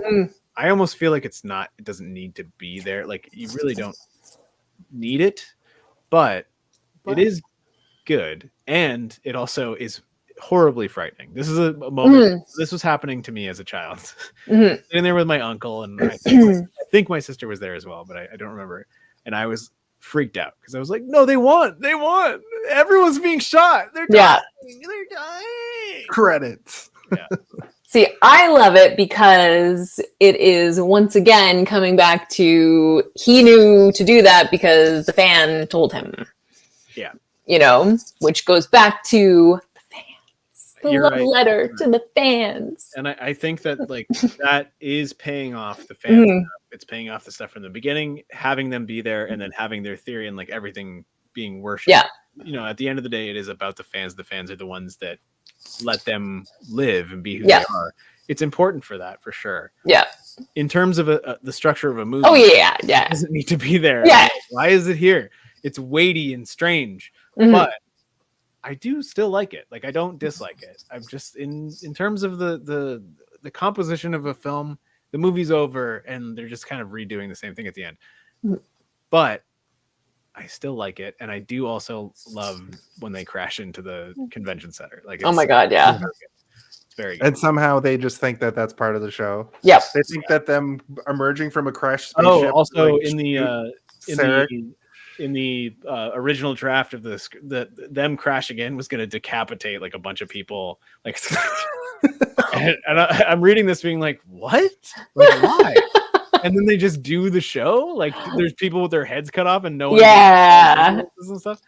I'm like, this is like it's turned into a Paul Verhoeven movie. Yeah, was this going to be a super dark comedy at one point? Yeah. They're so desensitized to violence that they're like, oh yeah, it's probably all part of the show. That's RoboCop great. shows up and he's like, Yeah. "Yo, move, creep." It's a commentary on, like, being desensitized to that kind of violence. Yeah. So Kevin McDonald shows up. Was he the convention announcer at the beginning? Yeah. as well, from Kids in the Hall? Or was he just in this part? Because I feel like I would have No, remembered the him. announcer at the beginning of the movie was Guy. Yeah. Right, right. Okay, so now it's Kevin McDonald from Kids in the Hall, which Yeah. you Probably recognize his because voice immediately. they couldn't get Guy. They're like, "Where's the Guy? He's not. He's now a big He's star. usually always down to do these. Where the fuck's Guy? Yeah. We gotta get Yeah. Kevin McDonald." He's also playing himself. I checked in the credits. Is he? He's Kevin McDonald playing Kevin McDonald. Oh, That's amazing. that is great. They didn't even put him as, like, announcer number 2 or Yeah. It's just like, no, you're just playing you. And he's That's- like, yeah, I would be there. I would do that. I would Yeah. do that. That would be That's fun. wild. If Galaxy Quest was a show, I would be there to announce for it. Yeah. And it's great too because we get another small payoff where Jason Nesbitt does the roll effectively. Yes. He rolls and shoots Sarek, which I was like, I like these. This movie has a great strength at setup and payoff. I Yeah. have something for that exact moment. What? Oh, That moment there where he rolls and shoots Sarek on stage and it blows up is the moment that people are like, we got to get this show back on the air. Like, there's some guy in Yes. the audience who's like, this is still a hot fucking show. We I gotta love that. Yes. did you see that alien? And they're like, give us the designs for that alien. We need to make that a villain. Yeah, the special effects for that alien were amazing. Continued adventure or whatever. Remember, it's not called The Next Generation. It's called like the continued. The quest continues or whatever. Yeah, something like that. Yeah. He does the big kiss with Gwen, which I don't really ship those two. They didn't have enough of the. They didn't have enough. She clearly loves him, and he likes her a lot, and like sort of like energy, and throughout, and even when they're like about to die, he almost says like "I've always loved you," but he doesn't say that's true. Yeah, and then when it doesn't go off, he runs away, and she's like, "Wait, what were you saying though? Like you were saying something about?" Yeah, it was one of those. It was one of those like it didn't necessarily need to be in it. Romances. That happens from time to time. Yeah. But when you explain it like that, Steve, and I think that also, I mean, I agree though, Jason. If they somehow made this movie exactly the same now, they might not put the romance in. That's you know what I mean? Like I think at the time it just was. Of course it's there, They used to just put that in, like the early superhero movies before the MCU, they used to shoehorn in that. Exactly. You bring your girlfriend along. There's a great romance, which is an antiquated thought process now. I almost feel though because it's so bookendy, like it's so at the end. This is a bad example of that, but that was definitely a thing it's that almost happened. Like these two probably had romances going back like a few. Yeah. There, and like. It's almost like they're old, like just let them kiss. Like maybe there was more to it though, like cut scenes. Maybe true. You know what I mean? Cutting room floor, maybe in a script, and they just left that in because it's a nice final. Yeah, the hero kisses the. I think it's mostly meant to like give us a little bit of hope that maybe the two of them will be happy together after this, and not so much that like. Anything that was happening in it meant much because they were both pretty strong and funny characters throughout, and they didn't need those moments where they like steal a kiss in the or something. Like who gives a fuck? And I think the movie knew that. They're like, we don't need it. And at the end, they're like, well, I guess we could throw it in. And they probably tested it over. There was probably moments where that didn't happen, and they probably tested in audience, and people are probably like, I really think like some old like, we should kiss at the end. Like, okay, well, we didn't set that up at all, but okay, sure. Yeah. Whatever gets people into this theater to double the money that was spent on it. But that's basically the end of the movie. They get a new show, and then. We have the most amazing credit roll that is just all of the actors like being on the new my god show, which is they all do something great. Like every single one of them is funny, and like if you look at them individually, they're all funny for their own merit. Like they do something, they're not all doing the same thing, they're all doing something different, and they're all doing something that is like both in character for what we've seen and completely out of character for like we know they're like making it up for the show. Like we've seen them on their adventure, we know that they would do some of what they're doing, but then they're doing something like when Tommy Weber like turns around and he smiles and then he goes like, what does that mean? And you're like, oh, it means pedal to the metal. He's saying pedal to the metal. That's and introducing Rock Ingersoll, and he's like, it's amazing. His name is Guy. His name is Guy in the show. Like the character's name is Guy too. Guy Rock Ingersoll. Fleegman. Guy Fleegman. Yeah. And he just. So we just have a couple little things before we let you go, Jenny. Is that no worries? Oh my god, yes. Awesome. Yes. We got through the movie. It took as long as I thought I was going to, because it's a content dense movie it's only 40 minutes, but everything is worth talking about. It's one of those. We've had the opposite. We did Fire in the Sky, and you'd think there would be lots to talk about, but there's not with the same length of a movie, and we struggled to fill 2 hours. So sometimes they can't all be conversation dense. But the first thing that we're going to do here is we're going to talk about the Home Alone of it all. Oh, you had to pick one. What do you think the Home Alone is? The Home Alone of it all. Can someone please tell me when the Home Alone? I really got to know. When is the Home Alone of it all? What is the Home Alone of it all? Now that's the Home Alone of it all. So the Home Alone of it all is sort of a theory that I put together that when you go see the movie Home Alone, you're waiting for Kevin to slap the blueprint down on the table and set up the traps for Harry and Murph. A lot of movies I've noticed sort of have that. Steve took it one step further. He said it's a lot of the times it's like the trailer sort of outlines what you're going to see the movie for. Sometimes it's literally the third act. Right. Now, I'll go first just to sort of give you an example. My Home Alone of it all for this movie was when basically when they get to the beryllium planet and they get into like full fleet mode and they're failing, but we're now in like their universe and we're seeing them do Star Trek-y Galaxy Quest-y stuff. So since you're the guest, you go next. If you it doesn't have to be, I think for me, it's a little bit earlier, but it's when they're sort of discovering the ship, when they're actually like when all of a sudden they're realizing like all of this stuff is real, and the stuff that we did on the show is us, but it's also real, and it's just sort of that sort of moment of like, No, yeah, that's. Because that for me is the point where I'm like, yes, I am in. This is like, yeah. Okay, great. No, that's good. How about awesome. You? My Home Alone of it all. Sorry, the police are after me again. I'm a bank robber.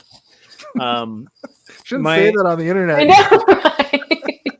My Home Alone of it all is when they go into the back of the Radio Shack and she is like, "Oh, you guys would like to come too?" And they're like, "Yeah." And she's like, "All right, I'll talk to you again when I'm back on the ship." And then she like disappears. That's the part where I'm like, "Oh, this is the Home Alone. This is the Home Alone." They rang the Home Alone of it all bell. Ding diddle diddle ding ding ding ding diddle ding. Yeah, here we go. Yeah, we used to use the theme. That theme from Home Alone, but we got copyright strike too many times. So yeah, when she disappears and they're all like, "She just disappeared." That's for me. That's the Home Alone of it all. Nice. They all realize at the same moment that she was a hologram. Yeah. Okay. We have two more little things we got to do. The first thing being the hit game show that everybody's watching. It's time to play Guess the MPAA. So this one's kind of a tough explanation, but every movie, of course, has a MPAA certificate rating. Okay? Yes. That's that number that goes up at the end of the screen. It indicates that the movie's been rated by the MPAA. Right. Just to give you some additional context, our old co-host just used to say it, but I gamified it because why not? Yeah. So basically what I'm going to do is it's a 5-digit number, okay? I'm going to give you the first two numbers. All you have to do is guess a number between 0 and 999. And then you'll go back and forth twice, and then you'll probably get it wrong. So just give me a number. The first two numbers are 3-7, completely inconsequential. Okay. But all you have to do is give us a number between 0 and 999. 3 digits. Jenny, please go first. I'll tell you if it's higher or lower also.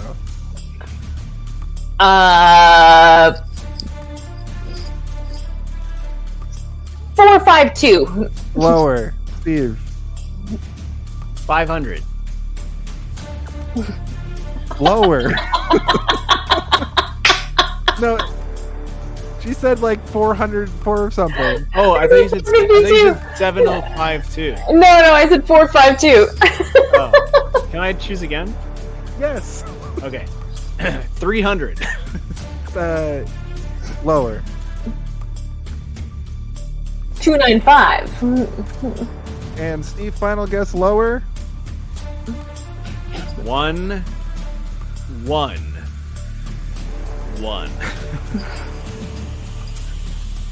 You gotta hit the fire alarm. Uh-oh. Where's the fart alarm? Oh!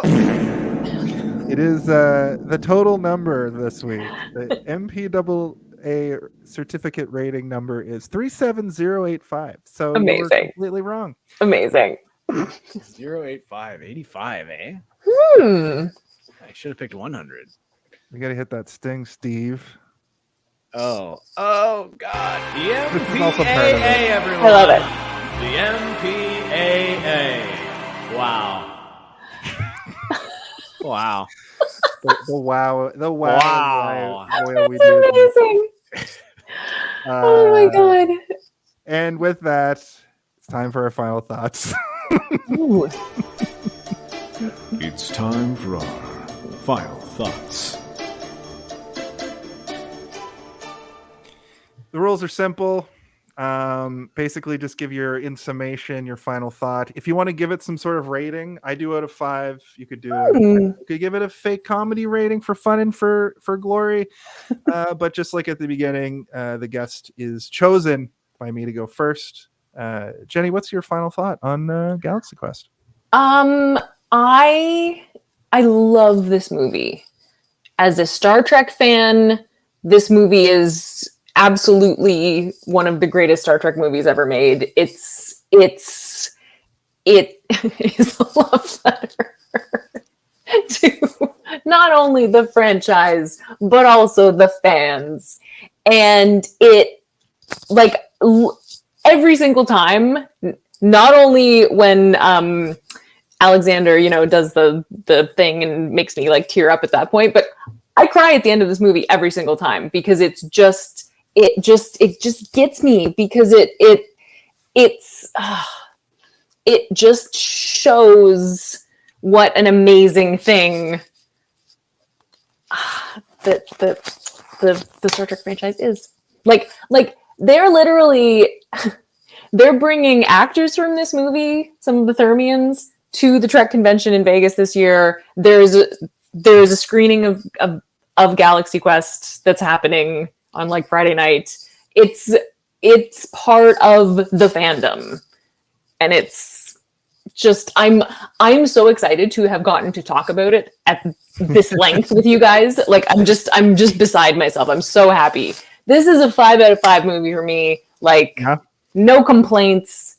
I like, honestly, watching it last night again, I was like, this is as good as I remember, if not better, every time I watch it. Like, yeah, absolutely. Yes. The Spaceballs of Star Trek. That's a pretty good. Yeah. Except more sincere. In no way is there any kind of like punching down happening. Like it's all an homage. It's satire, but it's not satire. It's just Imagine there was a part where Sarek was like, Have I introduced you to Galaxy Quest, the flamethrower? that'd be pretty good. Oh my god, yeah. Sorry. I forgot. Thank you, Jenny. Steve, your final thoughts for Galaxy Quest, the major motion picture. Well, like all movies this month, I've picked something that is very special to me, something that is close to my heart, something that every time I watch, I feel good and happy and nice. And this movie is part of that. There's maybe like a padding of like 20 movies in my life that I can watch and feel like I'm being transported back in time to a time where I can just feel happy about something that I'm watching and never have to worry about anyone really ever shitting on it because they existed within that padding. And I was also in that padding when they were coming out. So it's good. It's nice. I had a very special experience watching this the first time I watched it. And that doesn't necessarily translate to every time I watched it, but every time I watch it, I do feel good. And it does make me feel better about my fandom of Star Trek. It makes me feel more connected to Star Trek.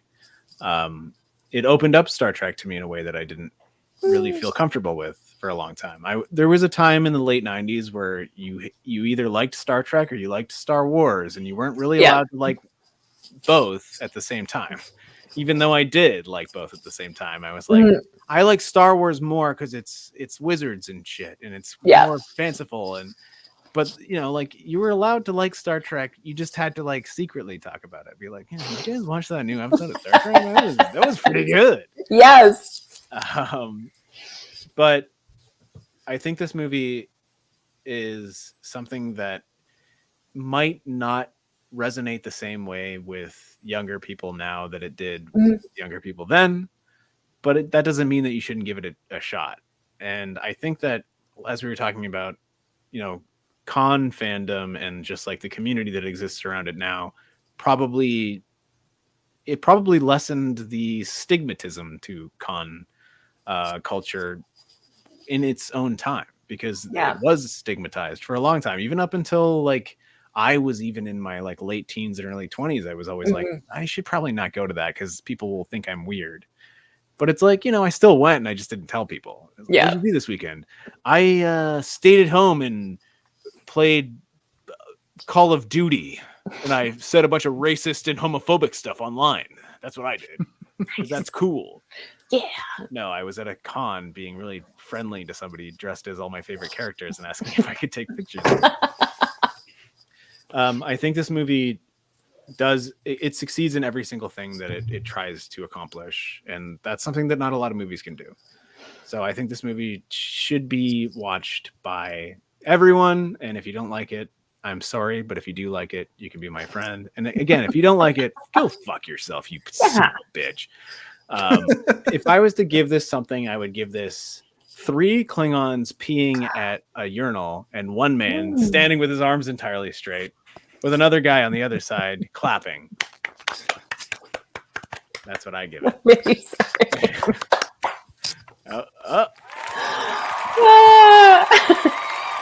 Thank you, Steve. I think for me, I'll be brief because I'm sort of reeling from thinking I had seen the movie, thinking I knew what the movie was, and realizing I had a lot to learn from this film. Amazing.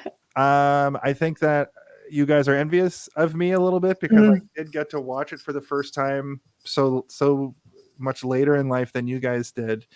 I have this different like sort of view of it because I have the 20 years of the history of these shows sort of to relate it to, where back then it was really just Star Wars and TOS and TNG and the offshoots, the other shows that were on, like Babylon 5 was on and stuff, and Stargate, and I just like, I really enjoyed it. I thought that, like Steve said, like you guys pretty much covered everything. Like everything worked. There wasn't a lot of stuff that was like, that's stupid, unless it was like intentionally stupid. If it was like a pratfall or like a Who's on First style joke, that kind of stuff will always make me laugh. And it's dumb because comedy is like a subjective art that allows you to find those points that you know are supposed to be funny. And this movie executes on those things and doesn't make them like, breathes new life into those elements. Mystery Men was another one that really fired on all cylinders in a similar way that I watched. I had seen that movie. That's a movie I've seen a million times, but rewatching it after not seeing it for so many years, I had a similar reaction. So I give this movie a 4.1 out of 5. I don't really explain that stuff. That's what I rate it. I give this movie. So tonight while I was doing the podcast, I had a ginger beer.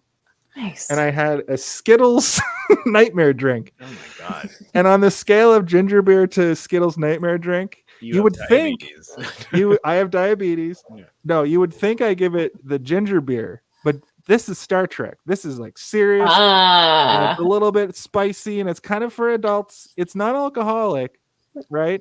But I give this movie Skittles because it's fun and it's fruity and it's weird, and I paid too much money to drink it. Yes, Tim, that is a real drink. I have 2 other ones that represent 2 other Skittles flavors. I saw it in the convenience store downstairs, and I'm not going to say how much I paid for the real one. Thank you.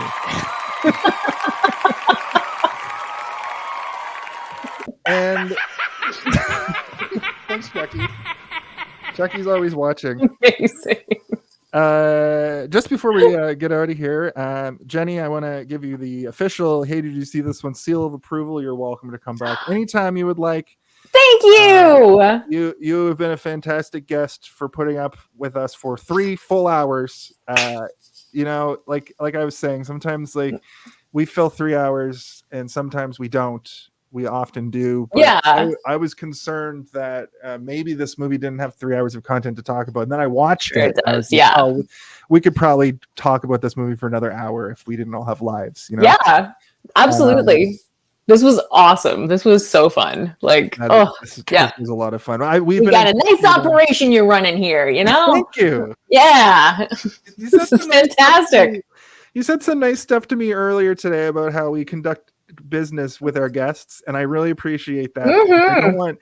I've gone on podcasts and it's like, what are we doing here? What am I supposed to do? And I want to give people, tell them what they're in for beforehand, especially with all these weird little gimmicks we've built. I like the gimmicks. This was delightful from beginning to end. Some people give us this look when we do it. That said, we're gonna do some plugs now. Jenny, why don't you tell us about what you're up to? If you have anything you'd like to plug, this is your time for that. Oh, jeepers! All right. Well, I am an artist. I paint things. I paint geeky things, and you can find all of those things. Through my website. Yeah, exactly. JennyRJohnson.com. That's like the portal to everything. Exactly. And you can also, I'm working on this like giant 4-foot Enterprise D painting. And I'm updating on my social media, my Instagram for sure. I'm working on getting back on TikTok. So you can find me in both of those places at Jenny R. Johnson Art. And I'm even over on stinky old, the ghost of Twitter. But you can find me there at Jenny R. Johnson. I'm floating around the corpse. Yeah, I'm sort of. I've built like a firewall of mutes and blocks around this little tiny Star Trek community that I exist in on Twitter. Yeah. We've tried to, like, I pretty much run all the social media, and I've tried to do threads, and I've tried to do Twitter, and those ones are hard to get into. I find it easier when you show a picture to get engagement than talk, like say things. Anyway, well, thank you so much. Why don't we give Jenny another round of applause, because we like to use the buttons. Thank you. I love the buttons. Also, Jenny, follow me. I'm an artist too. I'm all right. I'm pretty all right. It's true. He is very good. Awesome. Do artists collaborate? Is that a thing? Sometimes, yeah. All I do is talk. That's my claim to fame.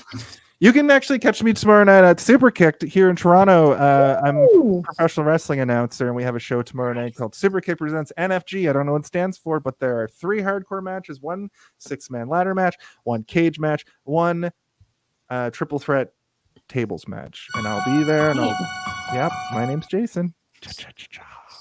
And I'll be saying things like, the following contest is scheduled for 1 fall, except for much louder than that. Steve, do you have anything you want to plug?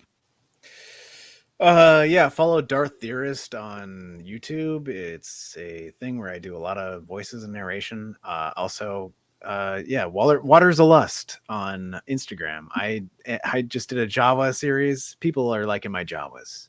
Come by my Javas. It's true. Awesome. They're funny and they're fun.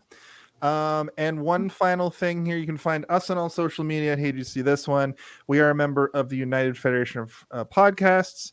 You can watch Graphic Histories, a podcast about graphic novels and comic books. We also have Trivial Debates, a weekly panelist sort of debate, trivia sort of hybrid thing where one person is the judge and 3 people sort of vie for their love and adoration. We also have X-Rated, the X-Men animated review show. They just wrapped up X-Men 97.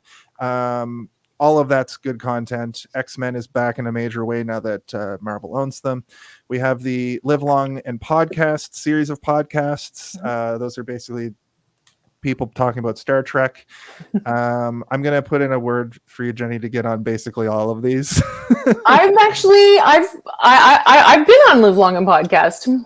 Yeah, that's right. Yeah. Yeah. Right. Well, you've already been on the United Federation. Yeah, I was gonna say. I was like, oh, that sounds familiar. That sounds familiar. Yeah, that's great. So, because I think like maybe Chris Murphy, maybe because he's from Halifax. Maybe Devin. Devin. Devin.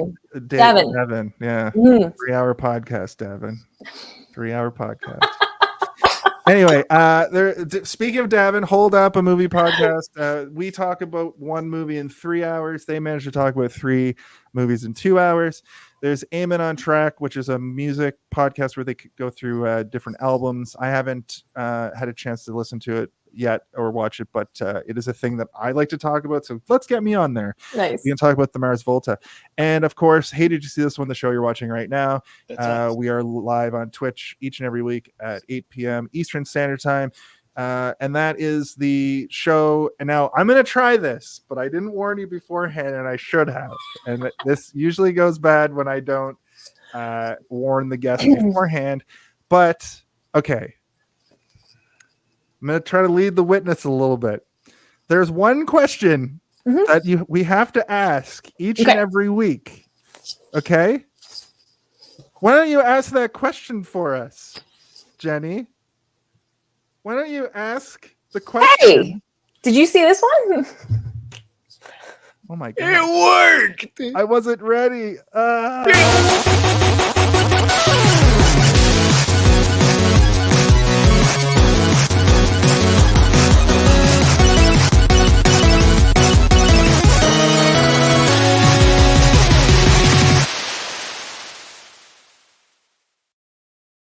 I can't believe you actually got it. I can't believe it worked. It worked. It worked over here. It never worked. I'm quick. You are quick on the draw. Thanks again. Steve, you got anything funny you want to say for the thanks for watching screen? Hey, by Ragnar's hammer. Thanks for watching.